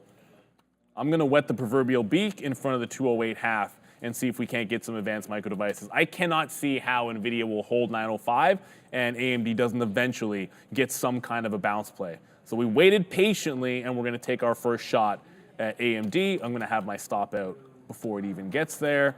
One of the advantages at real trading, we have multiple stop orders we can use. I love having my stop and then I don't have to worry about the trade. If I get long, I already have my protection in place. So we're going to ring the register on Meta.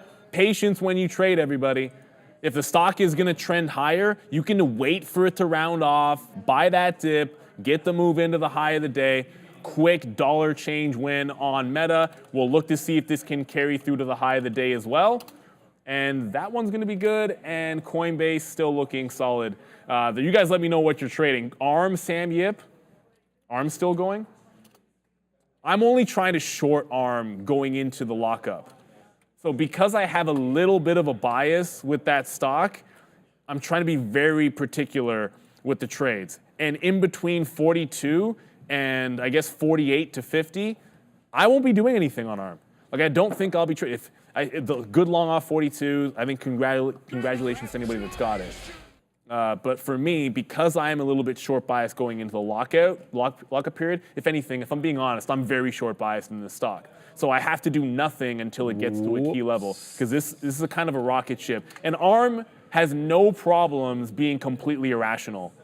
And you do not want to be irrational in the wrong direction with this thing. We've seen it rip some faces off.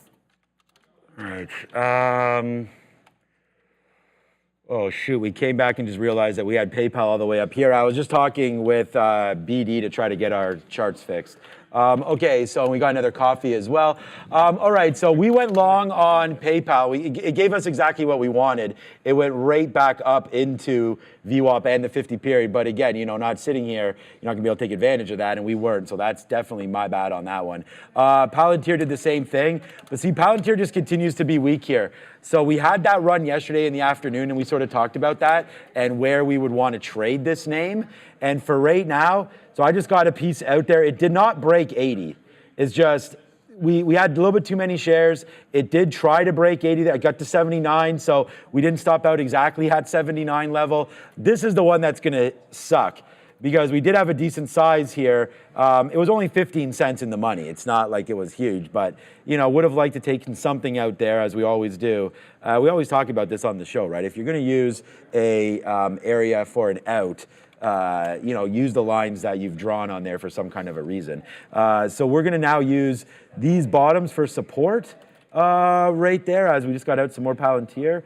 58.20 20 or so for our out on PayPal. So we're going to try that. Hopefully it goes back up to the upside. There's the out I'm talking about. By the way, by the damn way, let's go, man. We're congratulating people for ARM trades. We'll congratulate people for NVIDIA trades as well. Anybody that has this down there at 9 bills, not just because that's where we have it, but those are key levels. So here comes 9.10. So here comes another $10 reloaded winner on this one.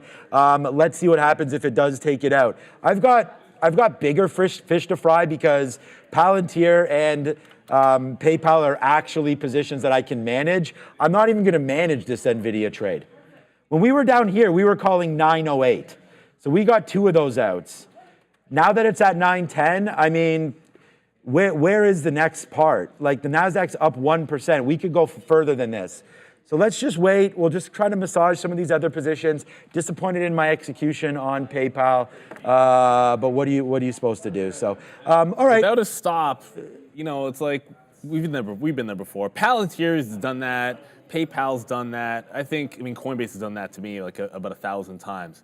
But if you're following along here, I just want to point out that we haven't done this today yet. You can also have at More Trader TV the dashboard up. It's on all day long. It actually is what you see before we even come on air so that you can see. If we have pre-market positions, the positions are going to be there. We also have, I just got out, we'll see Coinbase get away because I actually just got out of it, and we'll get to that in a second. But you've got the economic calendar, you've got the top stocks, you've got a heat map as well. Be a little careful. The last trades, the time of the executions will be correct, but the direction isn't always right. But you can always ask us questions like, oh, are you actually in this position? Is that price correct? That is the price I am long Meta. That is the price I was short Coinbase. I can say for myself right now, it's looked fantastic. So check that out. It's at More Trader TV. And I think it's up all day long. Give us suggestions. What do you want us to do? How could it be better as we are going back to an era? Oh, we have a Velo 3D here, VLD. This one is a penny stock with a short float of about 8.7%. Bechtel Plant Machinery has selected the company's metal additive manufacturing solution for basically a supply chain for the U.S. Navy. So nice Army-related deal here for VLD. Also, we do have Fed Chair Powell talking right now, saying that if things continue as expected, there could be some rate cuts later this year. So nothing too new, mostly kind of the same stuff we've been hearing coming from Fed Chair Powell so far. Okay, so you'll see I am now out of coin, broke the gates of hell. It bounced 3 times off the same level and then regained its previous, chart. And then broke back above the break-even price. So I jumped out of it, shorted it, gave it, it's actually more like $1.50. I know I said $2, but if you're being more precise, it was about $1.50 worth of risk. So until it got to $1.50 worth of risk, that's where I'm gonna make sure I'm getting out. Because if I'm taking too much out in here, then when it's wrong, it's no good. But we got to have that R&R to make sure that you're profitable on it. AMD is continuing to press. I didn't actually get that break. This is what I'm looking at on advanced micro devices. Like you're all red. It's about to put in its first green candle. Look what it did yesterday off that bottom. Let me cancel this. Off that bottom yesterday, like you get that first green on the 15-minute, and then it's go time to the long side. It was a bigger hammer down at 208. But the second it does this, I'm looking for the long in AMD. We talked about this with Palantir as well. If you were being patient and just looked at it on the higher time frame, the second it showed you 1 green candle on the 15-minute, it was just a hell of a long for the rest of the day. So I'm going to try and patiently wait for that there on advanced micro devices. All right, in case you guys were wondering if something happened to NVIDIA, brand new all-time highs, $12.12, now $9.12, now $13 in the money, and still going higher right there. So there goes NVIDIA, man. An absolute monster run to the upside. Nice trade on Coinbase over there, but we're going to watch out for NVIDIA trying to go higher and higher and higher. Like I said, man, I have absolutely no reason whatsoever to get out of this trade, so we're not going to do that. Palantir, man, we got a nice little bump up there for that, for sure. It got right into VWAP, and like I said, we weren't here to get out of it the first time, but we were the second time. So there it goes, man. Up, we got a 27.03 fill. Can you believe that? So that was a really good trade. We're through the roof right now. So this has been a really, really good, obviously, afternoon right now. Powell's talking right now. So I'll just leave it at that. I mean, the market's not doing, I mean, the market's going up, but it's just, I believe he's now speaking, I think at 10 o'clock, starting right now. I don't know if he's actually, oh, there he is, yeah, so he is speaking now. So there goes Powell. You know, watch out for some more positive talk, I think. I don't think he scared the market at all yesterday. We wound up yesterday on that. So nice little move there for Palantir and for, by the way, like, I don't know what you think about this, Neil, but this NVIDIA just continues to go, man. This reload down there at $900 was I have a stink offer on insane. NVIDIA, but I put it in the pre-market. Because when we were at 900, I kind of just threw something. I haven't sold any NVIDIA shares. But if you get a $20 winner, I'm out. I'm only taking out like, I think it's actually 7.5% to be really technical about it, but I'm at like 922.22. I do stupid stuff. Let's hope it gets to I do that. stupid stuff like that in my personal account. Like if I'm selling in front of 23 or 24, I like putting fund prices. It doesn't really matter at the end of the day when you're selling something like that. It just, who cares? But yeah, if it gets $20 for you, then I'll be out of it. 22. Will Clark was one of my favorite players. That's why I like 22. You'll see me bid sometimes 22s. I like 12s. I'm long meta at 506.12. Every trader, not every trader, a lot of traders do this, where they have like these weird superstitions. Like if I'm bidding in front of an even, maybe you like 11, maybe you like 17. It doesn't usually matter when you're talking about a really expensive stock. I want to point this out because it's not just AMD that's lagging. SMCI wicked yesterday's tops, double tap, lower high again. There's some weakness there. But I'm still thinking if the market holds this 1% and goes higher and is dragged by NVIDIA, trying to be patient with these. Notice how I'm not in AMD. I want to buy the dip in AMD, but there hasn't been a green candle on the 15 minutes, so I don't have to do anything. We're still in meta.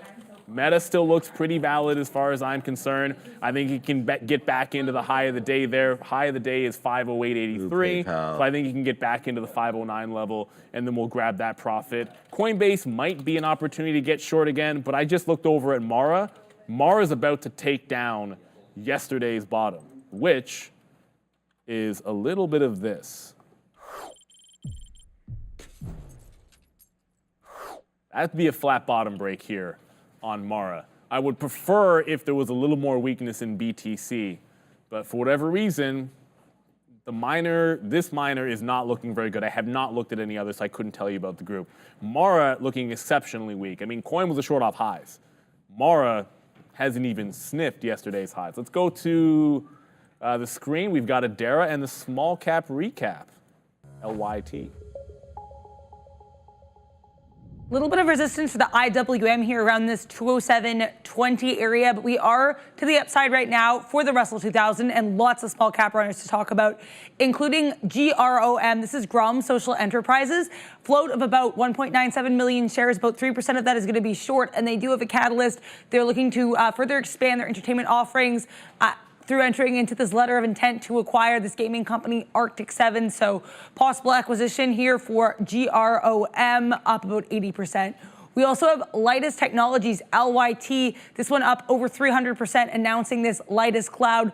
Also worth noting here, a share float of under 500,000 shares. I've seen a couple different floats there, but all under 500,000 shares. So very small float here for LYT. And last but not least, we do have Mind Medicine, MD here, very much to the upside, announcing an offering of $175 million common shares, $175 million worth of common shares, and also announcing this FDA breakthrough therapy designation for its generalized anxiety disorder treatment. So nice look here for MNMD, guys.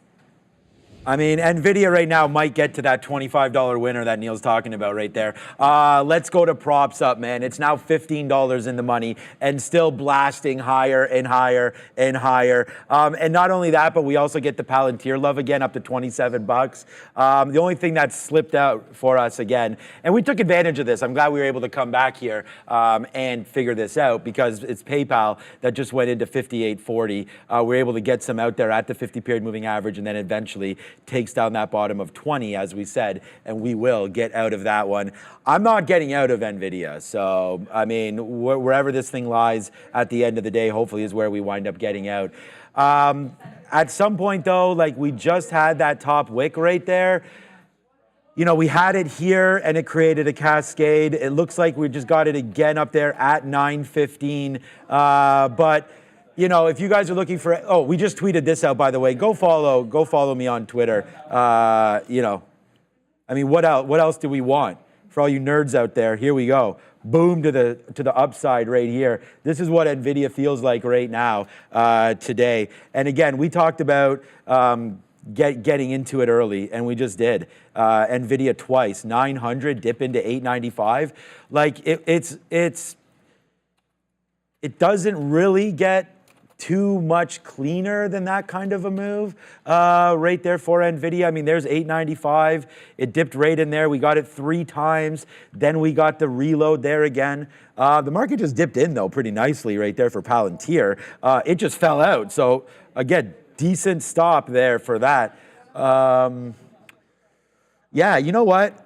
I'm really the only thing that's working right now to the long, for me anyways, Palantir's been fine, not fantastic, but it's NVIDIA. Most of the things I'm looking at aren't trending up. Right. Meta's trending up. Meta's a good one, yeah. The crypto names are trending down. Are they now 60? Oh, yes. Okay. Yeah, well, the flat bottom break happened on Mara. I am in it. There you go. You guys can see the position board. But flat bottom break happened on Mara. I'll leave it on the 3-minute. This is the low that got taken out. It immediately bounced off the first 10 cents, which I suppose I'll scalp some out if it gets down there again. But Mara down 5% after Bitcoin. It doesn't matter how much percentage-wise, because it's not a huge percentage. Bitcoin got to 68. It's now trading at 66.80, or 800, sorry. So 668 on BTC after failing that 60. Wow. Another big wick to the downside. Oh, man. This is $15 clean winner. We talked about this before, man. This is going to be the largest trade here, man, on the show, like we talked about. Arun apparently had another one, but this is the biggest one that you guys have seen here. Nice move, man. 26.80 now, starting to go up on Palantir as well. NVIDIA just hits 915 right there again. But it's Palantir that we just got back into. Oh, we got some 82s there. That was a good fill. Okay, we'll take that as Palantir makes moves back up to the upside. I'm starting to think now, I don't know, you guys tell me, man, are we, I think Arun's hung them up, guys. So I don't know. We'll wait to hear back on that. I haven't seen him trading in a long time, but he was on the show 6-8 months ago. Yeah, and he said the same thing. So I'm not saying anything that he's already said, but those of you that are asking about it, that happens to traders, man. Honestly, all right, so that's why it's pretty. I don't know. I feel like 20 plus years here. I think that's why we're getting a little gray and a little bald. I mean, you spend too much time in here, and bad things start to happen to you. But here we go, man. NVIDIA, or good things. All right, here we go. NVIDIA, nice move back up to the upside and starting to go. I might take something out at 9:15. I mean, that's that at this point. We can live to see more days, and if it continues to go to the upside, should we maybe be upset if we get out? I don't know, man. What do you guys think? Yeah, I don't know. All right, let's just let's remain in the pocket here if we can get it. Maybe we'll hold out. I don't know. I want a bigger winner on this as well. But it's already like there's a point to being too greedy. Like when we've seen some of these levels hit here already, there's a point of being greedy and there's a point of like stubbornness kind of thing. And so, like I always say, if you're looking for the winners, greed is good because, you scalp this out for $1 or $2, you miss 15, but if you don't get out at the top, then you're giving it back anyways, right? And so maybe this break down a little bit here, if we could break through 913. My NVIDIA stop right now is 895. So, it's like a 3-to-1 on this. Let's put it in, man. If we break 912.48 or something like that, then we'll just get out of the majority of this if we can do that. So here we go. We'll put a stop at 912.50 on that one, and then we'll try to get out of half of what we have left, right? So 912.47s or so. I better put this out fast, or else it's going to fill us up. And then we'll get out of a little bit here if it does drip back in. So that's okay. That's what we're going to do on NVIDIA. We do now have our stop. Yeah, I'm trying to get my accounts dripped in.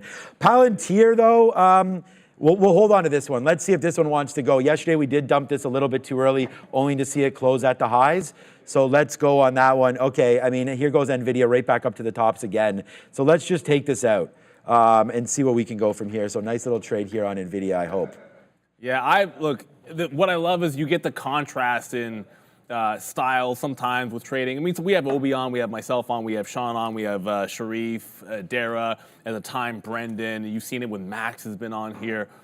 And again, like Meta gets to the high of the day. Look, Meta could go to 515 today. I don't think that's impossible, but if I'm making this trade off of VWAP, it's a pullback into previous support to the next high style trade. So the first leg, you'll see me get out in front of this, which is 507.5. That happens to be like $1.20, doesn't matter. And then it fails at the high of the day break, so I get out, and then we're out of that trade, and we'll look for the next trade. So that's my style of trading on Meta. It'll end up being solid. That said, there's plenty of times like I'll get out, and like NVIDIA will continue to run, but I had my rule. You know, it was like the fourth time that it failed that level. Either I was going to get a dip. I didn't get filled back down through 895. I don't remember the exact price that I was bidding, but it probably didn't. It probably missed by about 50 cents or so. And then it was so fast back to the upside that I never got back in. But you heard me say it, like it was failing underneath, and everything else I was looking at was weak at that moment. I jumped out of that trade. That said, it saves me some days, but other days you look over and you're completely running. I'm questioning whether I shouldn't be selling. You know what? When the show is done, I'm probably going to cancel that NVIDIA order, and I think I should be selling AMD instead. Yeah, AMD seems a little bit weaker. I got to give... It's a little weaker. Yeah, today for sure. It's down almost 1%. I mean, we're at all-time highs, but yeah, it's a little weaker today for sure. There it is, man. There goes NVIDIA. I don't know what the guy's trading behind us, but you just dropped his name. Congratulations to second place right now, Max, who will probably catch me. But there it goes, man. NVIDIA, nice move back up to the upside. Catch a ride with him in his Lambo as we continue to make moves higher right now. We do have a new trade alert, and it's going to be hopefully a hot dog kind of a trade. I don't know if it is or not, but Rivian just falls in right into our level of 11.11. We talked about that. Let's see if we get something out at 20, because if this breaks 11, then we're out. So we need at least that level here on Rivian in order to do some kind of damage. So Palantir is making a nice move as well. We might as well start taking out some profit on PLTR. So we'll punch out a little bit there, wait for a 91, get both those fills. Good trade there on PLTR, as maybe, just maybe, NVIDIA just touched that level, and here comes a drop back in. We're going to get out a little bit if it takes 1250 right there, so it almost just did that. Let's be careful right now. Of course, we still do have Powell on the 1s and 2s, so watch out for that one. Come on, Palantir, let's go. And then we are ready for a Dara, I believe. Is that correct? Let's go. Screw you, Rivian. We do have crypto update, but we did also just get this EIA natural gas stocks change. No, exactly in line with consensus here. Negative 40 BCF versus negative 40 BCF expected. So here's a look there on the EIA natural gas stock exchange. Also worth noting as well, some comments coming out from Powell with regards to price surging, saying that just as prices will surge, they can also add back and reduce, and that companies should have some freedom to set prices. So one update here from Fed Powell's testimony to the Senate Banking Committee. In terms of crypto itself, Bitcoin continuing to climb. We just reached above that 67,000 area, so continuing to gain after making some other progress back towards that 69,000 area yesterday as well. So not a bad look right now for BTC. A lot of these other cryptocurrencies making even larger strides here. Cardano up about 3%, Solana up almost 15%, BNB up 6%, and Ethereum making slightly smaller gains here above that 38,000 level, or sorry, 3,800 level at 0.6% to the upside. And we also are brought to you by Benzinga Pro. You can sign up today for 50% off their premier news and research platform for retail traders with code TTV, capital letters. Use the link in the description to go to checkout. It was $12. No, sorry, we're just talking about MindMed. Yeah, MindMed's bumping. It is up 68%, but I zoomed out the daily chart here just because, you know, it is what it is. Reverse split. Actually, I said $12. No, I have Wix up here at 12.5. It's hard to say. Like, we'll call it $12. But yeah, good day for MindMed. I don't know why it's running like this. I'm sure there's news to be sure. I got to read it. I didn't.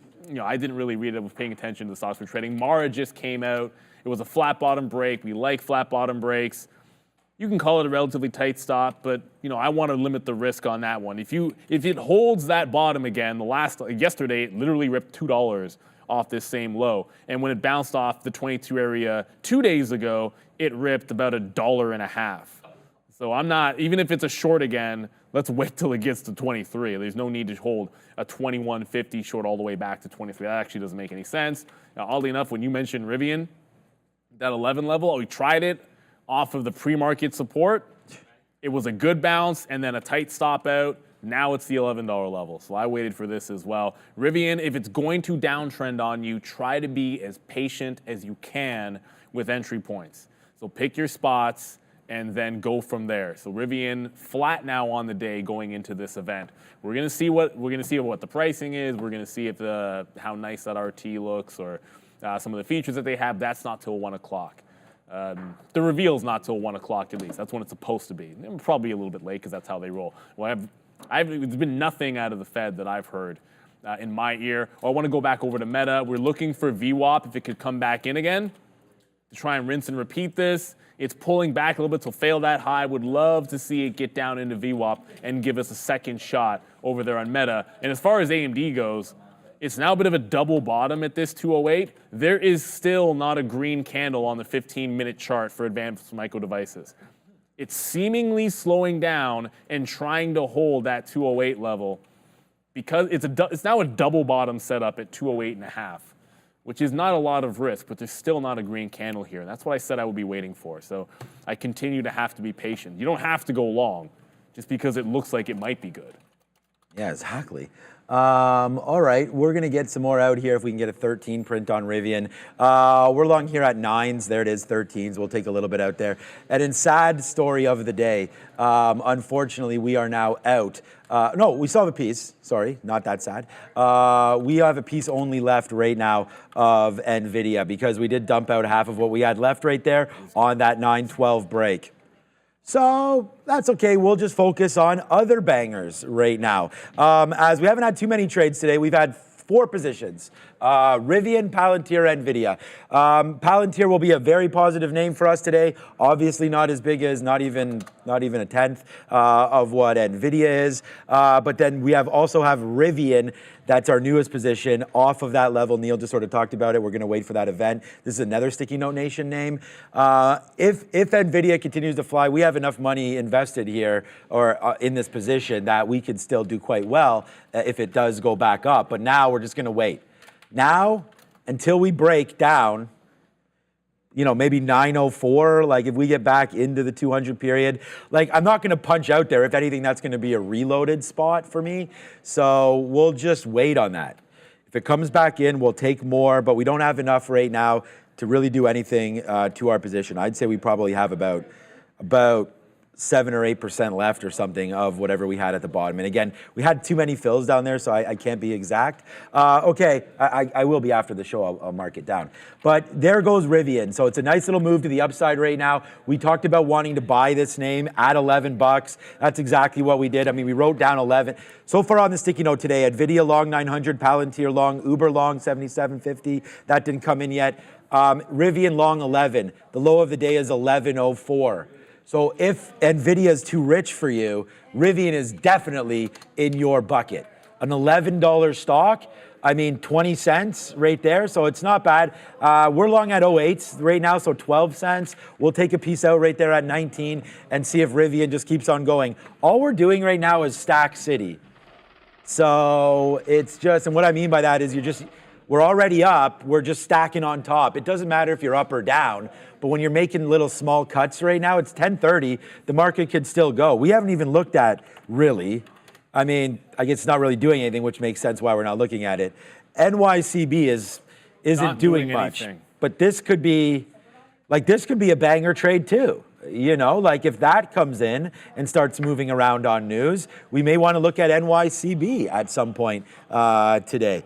But there goes Rivian. Nice 4 break. Yeah, exactly. A 4 break, maybe that 350 break. And here's a nice move back up in Rivian. And again, on sticky note idea number 3. Yeah, Rivian, we're tweeting about this one early this morning. that you had to be really, really patient for Rivian. So I'll go 2 for 2 on Rivian, but it's still a downward trend. So to give you an idea, like here's resistance on the first move up at 1150. So I'm taking 3/4 of it out in front of that on the bounce and then stopping out. And when it does the same thing at $11, there's resistance at 1125. 3/4 of it out in front of that resistance zone. If it goes, it goes. You hold the last little bit, and then a stop out underneath. Always have a plan of action before you get into a trade. I think that's how you keep the winners bigger than the losers, if you can. I just want to point out something over here in ARM. So like AMD's weak, Micron's weak. What else was I looking at? There was something else that was weak in the chip space. But it doesn't, ARM is up 5.5% and churning. So we had said not going to do anything with ARM until it gets up and tests the high 40s. Well, I think that it might do that. So we're going to be patient with the short here, just like we're being patient with the long in Rivian and super patient with the long idea in AMD. I haven't even taken it. It's been so bad. But ARM's getting really close to that resistance spot. And if it gets up there, it's been a decent short. Remember, we've got less than 1 week until that IPO lockup on ARM. I actually, I didn't have a huge ARM position, like I own more of other names, but I sold half of it at 120 and thought I was a genius. And you'll never look all that good, but it seemed like a really good idea at the time because I felt, and I even said it that day, oh yeah, this will be back at like $80 and I'll be able to buy in. It's gone. I don't even know what a reasonable dip is on this stock come next week if they start selling in the coming weeks and months, but it's been an absolute rocket ship. I think it could get nasty up there. Mara is getting to VWAP. This is why you get out of trades. There was a great quote yesterday. It's okay to be wrong, it's not okay to stay wrong. And if something tells you that you're wrong and you had a rule to get into the trade, get out. I just talked about the targets in Rivian. That's why I love explaining trades away. Come to the chart for Mara here. We shorted a breakdown. Ram, chart. Thanks. We short that bottom breakdown. I'm only saying it because Sharif said it so many times that I don't even think about it when I'm saying it. But I give it back into this 2180 level. So there is your previous support level. Yeah, I just get right out there at 80, whatever. It's good, man. Being silly. And if it goes to VWAP, I can short it back at that price. If it goes to 23, I can short it back at that price. No need to fight it. I try not to fight things. Ideally, any losing trade I have should have 1 entry point and 1 exit point. Losers should be boring. If your losers aren't boring, then you're probably doing something a little bit wrong. As we're going to, I believe we're ready for sector watch. NVIDIA's almost 920. Yeah, I was going to cancel that order. But yeah, if we're going, we're going. But look at Palantir all the way up. Palantir's an absolute monster. We're actually now we're not making NVIDIA money on Palantir, but we sure as hell is making money. Look at NVIDIA. Wow. Starting to go, man. 918, 917. We thought we were pretty cool stuff down there at 910. What does this look like? 920 incoming right now on NVIDIA. Wow, and wow. Bye-bye. We may be going to the casino later on. Obi, you good for the closing show? All right, what's up, Adara?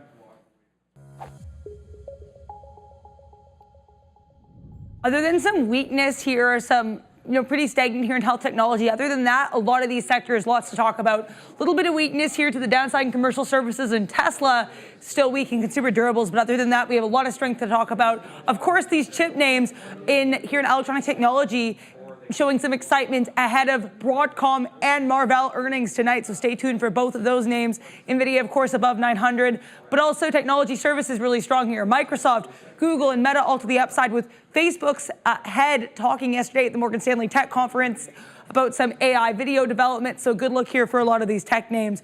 Finance pretty strong across the board here. Retail trade, Amazon, and Costco ahead of its earnings tonight, also to the upside. Energy and minerals strong. Process industries also here very strong, and worth noting as well, producer manufacturing pretty much all to the upside. GE having its investors day to day, so that could be what's buoying some of these groups here. But Deere, Caterpillar, all these manufacturing names really strong today, guys. Really strong. You know what actually is holding up? You just mentioned on earnings. Marvell they're reporting tonight along with AVGO. Meta just broke the highs. This wants 510. Meta just got through 509. we'll look at that 510 level, what, 500 to 505, 500, 505 to 510, those $5 ranges on Meta, 1% each time. The Nasdaq is at fresh highs, 1.2% to the upside. Starting to like this setup. This is a time of day that we like VWAP in either direction. And if something is reporting aftermarket, that means there's a few more eyeballs on it. If you can get the 82.5 there on Marvell, it is at fresh tops. So these are already 52-week highs on Marvell. Reporting after the bell tonight, you'll be able to catch this and Broadcom for the hopeful split and the aftermarket show, the market recap show. Marvell, it's done 20 to 30% moves multiple times on earnings. One good, one bad in the last year. You can pretty much tell exactly where the earnings were that were good. It was more than 20% actually. Wow. 919? Didn't get filled. I haven't canceled that. This is impressive, boy. Wow, what a move, what a day. Damn you, Max. Max got me. Huge move to the upside rate on 919, 920, and still motoring right now, of course. And with that Lambo being driven, guys, over there by my guy over there, obviously the #1 stock today is NVIDIA. There's nothing even close. Shout out to my guy, Patrick over there, just came over to me and was propsing up Palantir. He really likes Palantir now, so he's going to add Palantir and Mara. So two very interesting names to trade Going there. in different directions. Yeah, for sure. But yeah, Palantir, yeah. I mean, I feel like a lot of these names, Palantir could be at its highs at some point. Mara is down 33% in 2 weeks. Well, that's because Sharif bought it. No, just joking, Sharif. Just joking, Sharif. Just joking, Sharif. Just joking, Sharif. Cash cow. Okay, we've already talked about some great calls that this guy's had over there. Caterpillar was a fantastic Li Auto. one. By the way, the Chinese ADRs. Getting out of some of those? Oh my God. The Chinese ADRs, they're all down. Like there was a trading note, NVIDIA. There was a note, South Korea investigating some consumer practices, data practices for Alibaba, and the entire space is down pretty heavily. JD is down big, 4%. I'll say Li that. Auto. Li Auto's down about 4% as well. So and Neo's down. If you're looking for what is weak outside of Mara pulling back, but yeah, the Chinese ADRs are looking kind of nasty to the downside. The professor just telling me, and we've talked about this on the show before. No, Mara's just play money is what I'm going to say. We're taking shots here, and I actually like Bitcoin and I like Mara. We talked about that yesterday. I really think this is a great level here at $22. I'm probably going to join this trade, man. Honestly. I think this is a decent level here for some of these Bitcoin miners. The problem is, and I think Sharif and I talk about this all the time, we talk about it with Wayner and stuff like that, it's this halvening. How is that going to affect all these names? Could be a nice move to the upside on that as well. So we'll have to wait to see about that. But wow, I got more texts. That's what I was texting earlier on. You guys might have saw me. People asking me wow, NVIDIA breaking above 900. On my drive in today, I had messages, people look at NVIDIA. And it's just damn, you guys, I did sell some of this, but never still, sell. Nice. Yeah, never sell. Brendan, the smartest investor in the building, 1950 right now in the money. Well, no one else is sold. Yeah, exactly. But we've mentioned this for a while. Sorry, Brendan, you're not the smartest investor in the building, of course. But nice move to the upside. As here we go, man. Rivian upside. You're going to get filled on your 920, I hope. We just touched 919. I almost whatever. Yeah, we have a thing where I'm not going to log in to cancel the order. Oh no. I think if you're at 922, I mean, no, it doesn't. At this point, that's 0.2 away, because probably. Actually, I say this to myself all the time. You want to be left brain, right brain. I try not to be thinking about the only reason I even think about my long-term account is because we're doing a live show and talking about these ideas. Right. Generally speaking, I do not even want to be considering that sucker. I think in quarters and not in days when you're looking at your long-term account. So when I made that decision this week, if we're busting 900, and the last of earnings, part of it was the last of earnings, got AVGO and Marvell tonight, that I was just going to sit out there. If a crazy outsized move happened outside of 900 and it tried to go another quarter off of that, I would just take some out. So I'm going to stick to my guns. I'm not going to cancel that order. That would be me reacting to the chart. I'd be reacting to a 3-minute chart of NVIDIA today and a 3-minute chart of AMD. It's not a reason. I'm going to get the dip here in Intel. We did take an L on Intel. We're long at 406, was 46.06 average price, and took a 10-cent hit on Intel, but it broke it back out there again. So this is the breakout. The second time I don't take the actual break. I wait for the dip to see if it can hold 46, which it looks like it's doing right now. Just going to get on 6s because it's not filling me at 3s. Rivian's looking okay. But look where it can't break. Remember? Could not break. The dip here doesn't break this local high. Rejects it 1150. Dips off 11. Can't break 1125. That's why taking profit out in front of it. Sometimes the technicals are pretty obvious. If you were shorting this, you'd just be, short 1150 lower high, short 1125 into 11. And then go from there. So I now into that Intel in front of the 46 level. If it holds 46, great. If it can't, fair enough. We'll dip away from that one. Mara, Bitcoin's still on the way up, and it's at VWAP, but you're still trending higher on BTC. If we get a bit of a fail, then I want to short over there in Mara. So it's okay to be wrong. It's not okay to stay wrong. I feel like one of these days I'm going to literally title the lesson of the day that, because I think it's an important one. So my thesis is every time we fail on BTC was to go short Coinbase, but I'm noticing Mara's a little bit weaker. We were in Coinbase once off this level, and the only reason I'm not taking it now is this. Like my reasoning wasn't levels on Coinbase, it was what was happening over in BTC. Weakness in BTC I'll use as an excuse to short Coinbase, but as it's going on the way up and looking like it wants to run to the high of the day, don't have to take that trade. But you know what? It'd be working off that same high.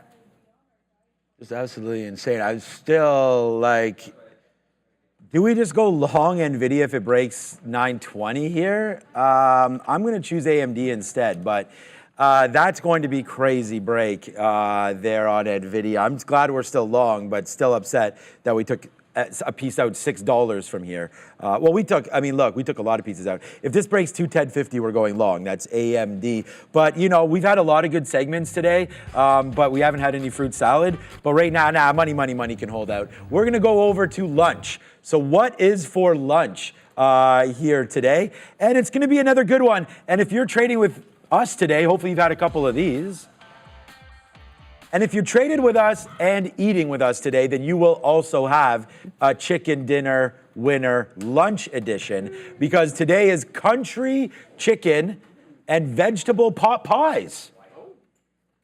There's always a lot of leftovers of that, by the way. So pot pies, no, I don't think there'll be a pot pie left over, do you? Oh, no, on the other side. With steamed rice. Dude, on the other side. The other side, they order way too much. So pot pies with steamed rice coming through today. So chicken pot pies on everybody's radar. And now, if you've made some of this today, then you may want to hear what's happening with some of the exchange rates and whatnot. No better time, Ramin, than to go to Adara with Money Talks. DXY to the downside for the second day in a row here, but of course, one of the main things to keep an eye on is the Senate Banking Committee meeting here with Fed Chair Powell's testimony. Worth noting here, a lot of discussion about housing. Powell saying that there will likely still be some issues with housing supply and a lot of questions regarding housing. So that's kind of one of the main themes of today's testimony. But also one thing that was said earlier is that Fed Chair Powell saying if the economy does as expected, then they think carefully removing the restrictive policy stance should begin over the course of the year. So that's just kind of one thing of note here as well, thematically continuing what we heard yesterday as well. Also, non-farm productivity quarter over quarter, we got this morning for Q4 coming in slightly higher than expected, 3.2% versus 3.1% expected. Initial jobless claims, though, coming in exactly at the estimate here of 217,000. We also do have non-farm payrolls coming out tomorrow morning, so definitely stay tuned for those with regards to movement in the DXY and the USD. Also worth noting, we have here the euro to the USD to the upside after we had some comments from ECB President Lagarde basically saying that they don't see any reason to cut rates just yet, and they want to wait for June data. So this giving a little bit of a bullish move here for the euro against the USD, guys. I was just in and out of AMD there. I waited all morning for a green candle on the 15-minute chart, and it finally did it. finally did a green candle on the day. I was in it flat, then just sort of jumped right back in at the same price, but it does not hold on to the support underneath that previous green. So we'll look for a little bit more strength there. You got to take your shots, but I'm always going to keep it inside the pocket. The same way I'd be out of that trade if it got to the high, I'm going to get out when it violates. I want to draw a line. There you go. When it violates that previous bottom. That's my reason for being in. When it's breaking out that top, my reason for getting out there is going to be the same. These are dark pool wicks. This never, obviously if it traded to $212 on that move, I would have taken some out, but it never got up there. It could not get past the 210 half level on AMD. It's still looking relatively weak as far as I'm concerned. Want to get on over to that LYT. I know that's a crazy mover. It's now halted. I have an indicated open of 1380. So halted at 1230. 1380 is going to be the current tap value, maybe a little bit higher than that on LYT. So we'll stick a fork. I'm going to stick a fork in AMD. Right now, it's about half what I made one trade in NVIDIA and got out in a matter of minutes, but that's still twice as good as a loss on AMD. Try to keep those ratios. Everyone's going to have their own stop, but try to keep those ratios right so that you don't burn your days. I'm not going to trade LYT, just pointing out to you guys. It just opened up at a fresh high, up above that $14 level. I'm not chasing this thing. I think it's already a little bit insane. I was just messaging Randy. I messaged him at 10 o'clock for a coffee. He's like, sorry, man, it's been one of those days. But he just got back to me now. So we've already got them, Randy. At 10 o'clock? I messaged him, no worries, my guy, on that one. So I don't know if there wasn't any numbers released right there, but that's a decent move back in the last 10 minutes. So even 10 minutes, 5 minutes. So a nice little fade out here. We just noticed Palantir. I mean, this is why we're taking some out at VWAP. I do agree with people in the chat. I think Palantir is getting ready for a bigger move. I mean, we're up 3% right now. The Nasdaq's up 1%. The Nasdaq wants to go. Remember when the Nasdaq was up like 0.75 and we wrote down all longs on here, and we also said that we're feeling pretty bullish into the market today? Well, there you go, man. Half a percentage point. We'll take that. You are getting NVIDIA fading down. So the FOMO is, I'm so relaxed now because we've emptied out the clip on this thing. Even though I'm not happy we got it out there, it was like a relief because like now I don't have to manage. I can manage a much smaller position and I won't be so anxious about this. But the thing is like, and I think that's good, right? I think, like I was saying before, if you're not worried about your positions, you either don't have as much size or you've already, like your plan has already happened. And that's already happened for NVIDIA. So we're just gonna sort of free roll this. It's already been free rolled, but we're gonna let this go. We talked about that. I think like 908, maybe VWAP could be an out and then a reload down at 905. That could be something that we're gonna consider. But anyways, nice move down in NASDAQ right now. Starting to go. I don't have too much else, man. If Palantir fades out, that's that. We're still going to wait for Rivian. We got a nice piece out again at 20s there. So good move there.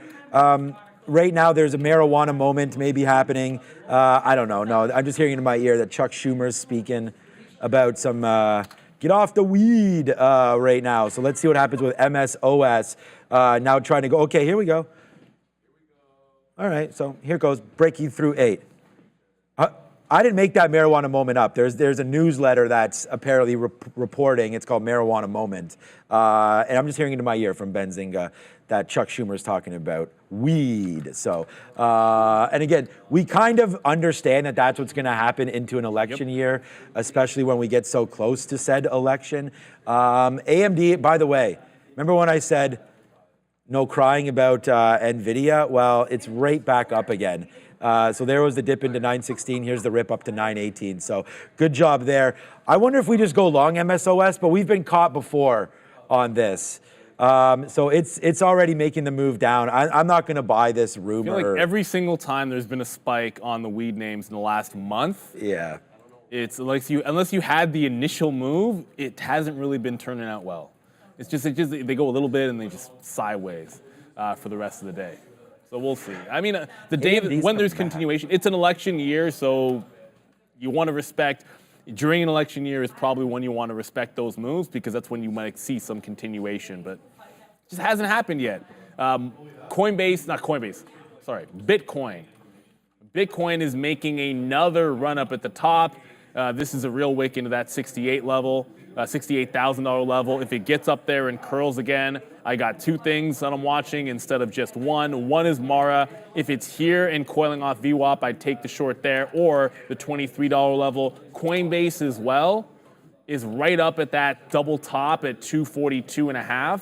So if it's at that level, I'd short that. If it's at 45, I'd short that. Just watching out for that $68,000 level on coin. Rivian sort of staying in the pocket. It's not really breaking that second level, 1125.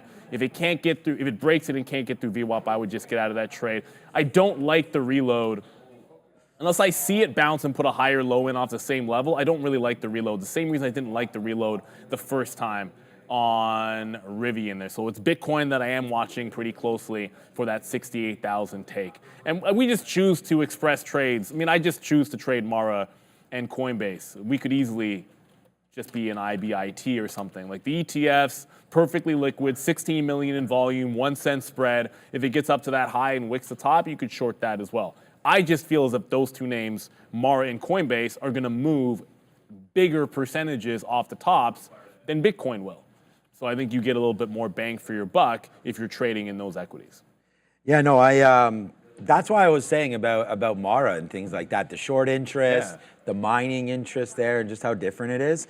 My plan of action is to go long AMD 209. So I'm thinking that if that falls in a little bit there, that's a level that we're gonna try. So 209, just against it. Like I said, we're gonna continue to trade the way we trade, man. That is, we're not gonna take very much risk on the downside. So if it breaks through $9, we can get out of it and preserve capital. But this has happened to me before. We have big days, and then I just rest on the laurels of those days, you know? So the thing what you have to do is still add. You know, like I get nervous, like I don't want to give back, you know what I mean? So it's like sometimes giving back is very good, you should do that. But not in trading, because the thing about it is you want to make sure that you capture, we've captured all of our profits and we're pretty light on all these trades right now. But at the same time, we want to still look for new opportunities, but almost at this point, it's like bank a certain number. So we have an LFT system here, and it's 11 o'clock, so we got to go to the other show. But we have an LFT system where it will just kick you out automatically. But you never want the system, like if the system kicks you out, that's like the maximum pain, you know? So when you have big days like this, what you're supposed to do is to say, okay, I'm up $1,000. I'm gonna, you know, that's more than normal, maybe. So then you want to say, okay, I'm going to give back only $250 of that so that my $750 is still a significant day. Because if you go 1,000, you're like, okay, I'm hot now. Like you got that hot hand in a dice game, and then you roll the dice and you put on the same risk on potentially not an A+ setup because you're just trying to roll the dice. Don't do that. If there's a big setup there, take the trade, but at the same time, respect your bottom targets and your risk Before we go over, just because you were saying the LFT, just as an example, if you're at real trading, if you do have 1,000 stop loss, that loss from top will be 1,600. Like it's bigger than your stop loss. So like it'll allow you to go red from 1,000 to red 600. I think that's just to emphasize that point. Like it won't stop you out if you're up $1,000 and your stop loss is 1,000. It won't stop you out till you're down 600. So that LFT it gives you some leeway. So I think we're gonna go to the show. The worst trade I've ever seen. It wasn't about the P&L, but I saw somebody chase going from $991, trying to make that extra $9. I saw them shut themselves down once on a trading floor, and it was painful to watch. So you do want to stay in the pocket. I think you just trade setups that make sense to you, and then you don't have to worry about anything after that. But let's get on over. We're going to learn about short selling today. Well, we've been learning about short selling all week. We're going to learn more about short selling today. Sharif wants us to say mean reversion. Reversion. Into short selling. So we're going to short talk selling, about that. mean reversion. You may want to watch out for the mean on NVDA coming out here. All right, it's Sharif Adara. Let's go.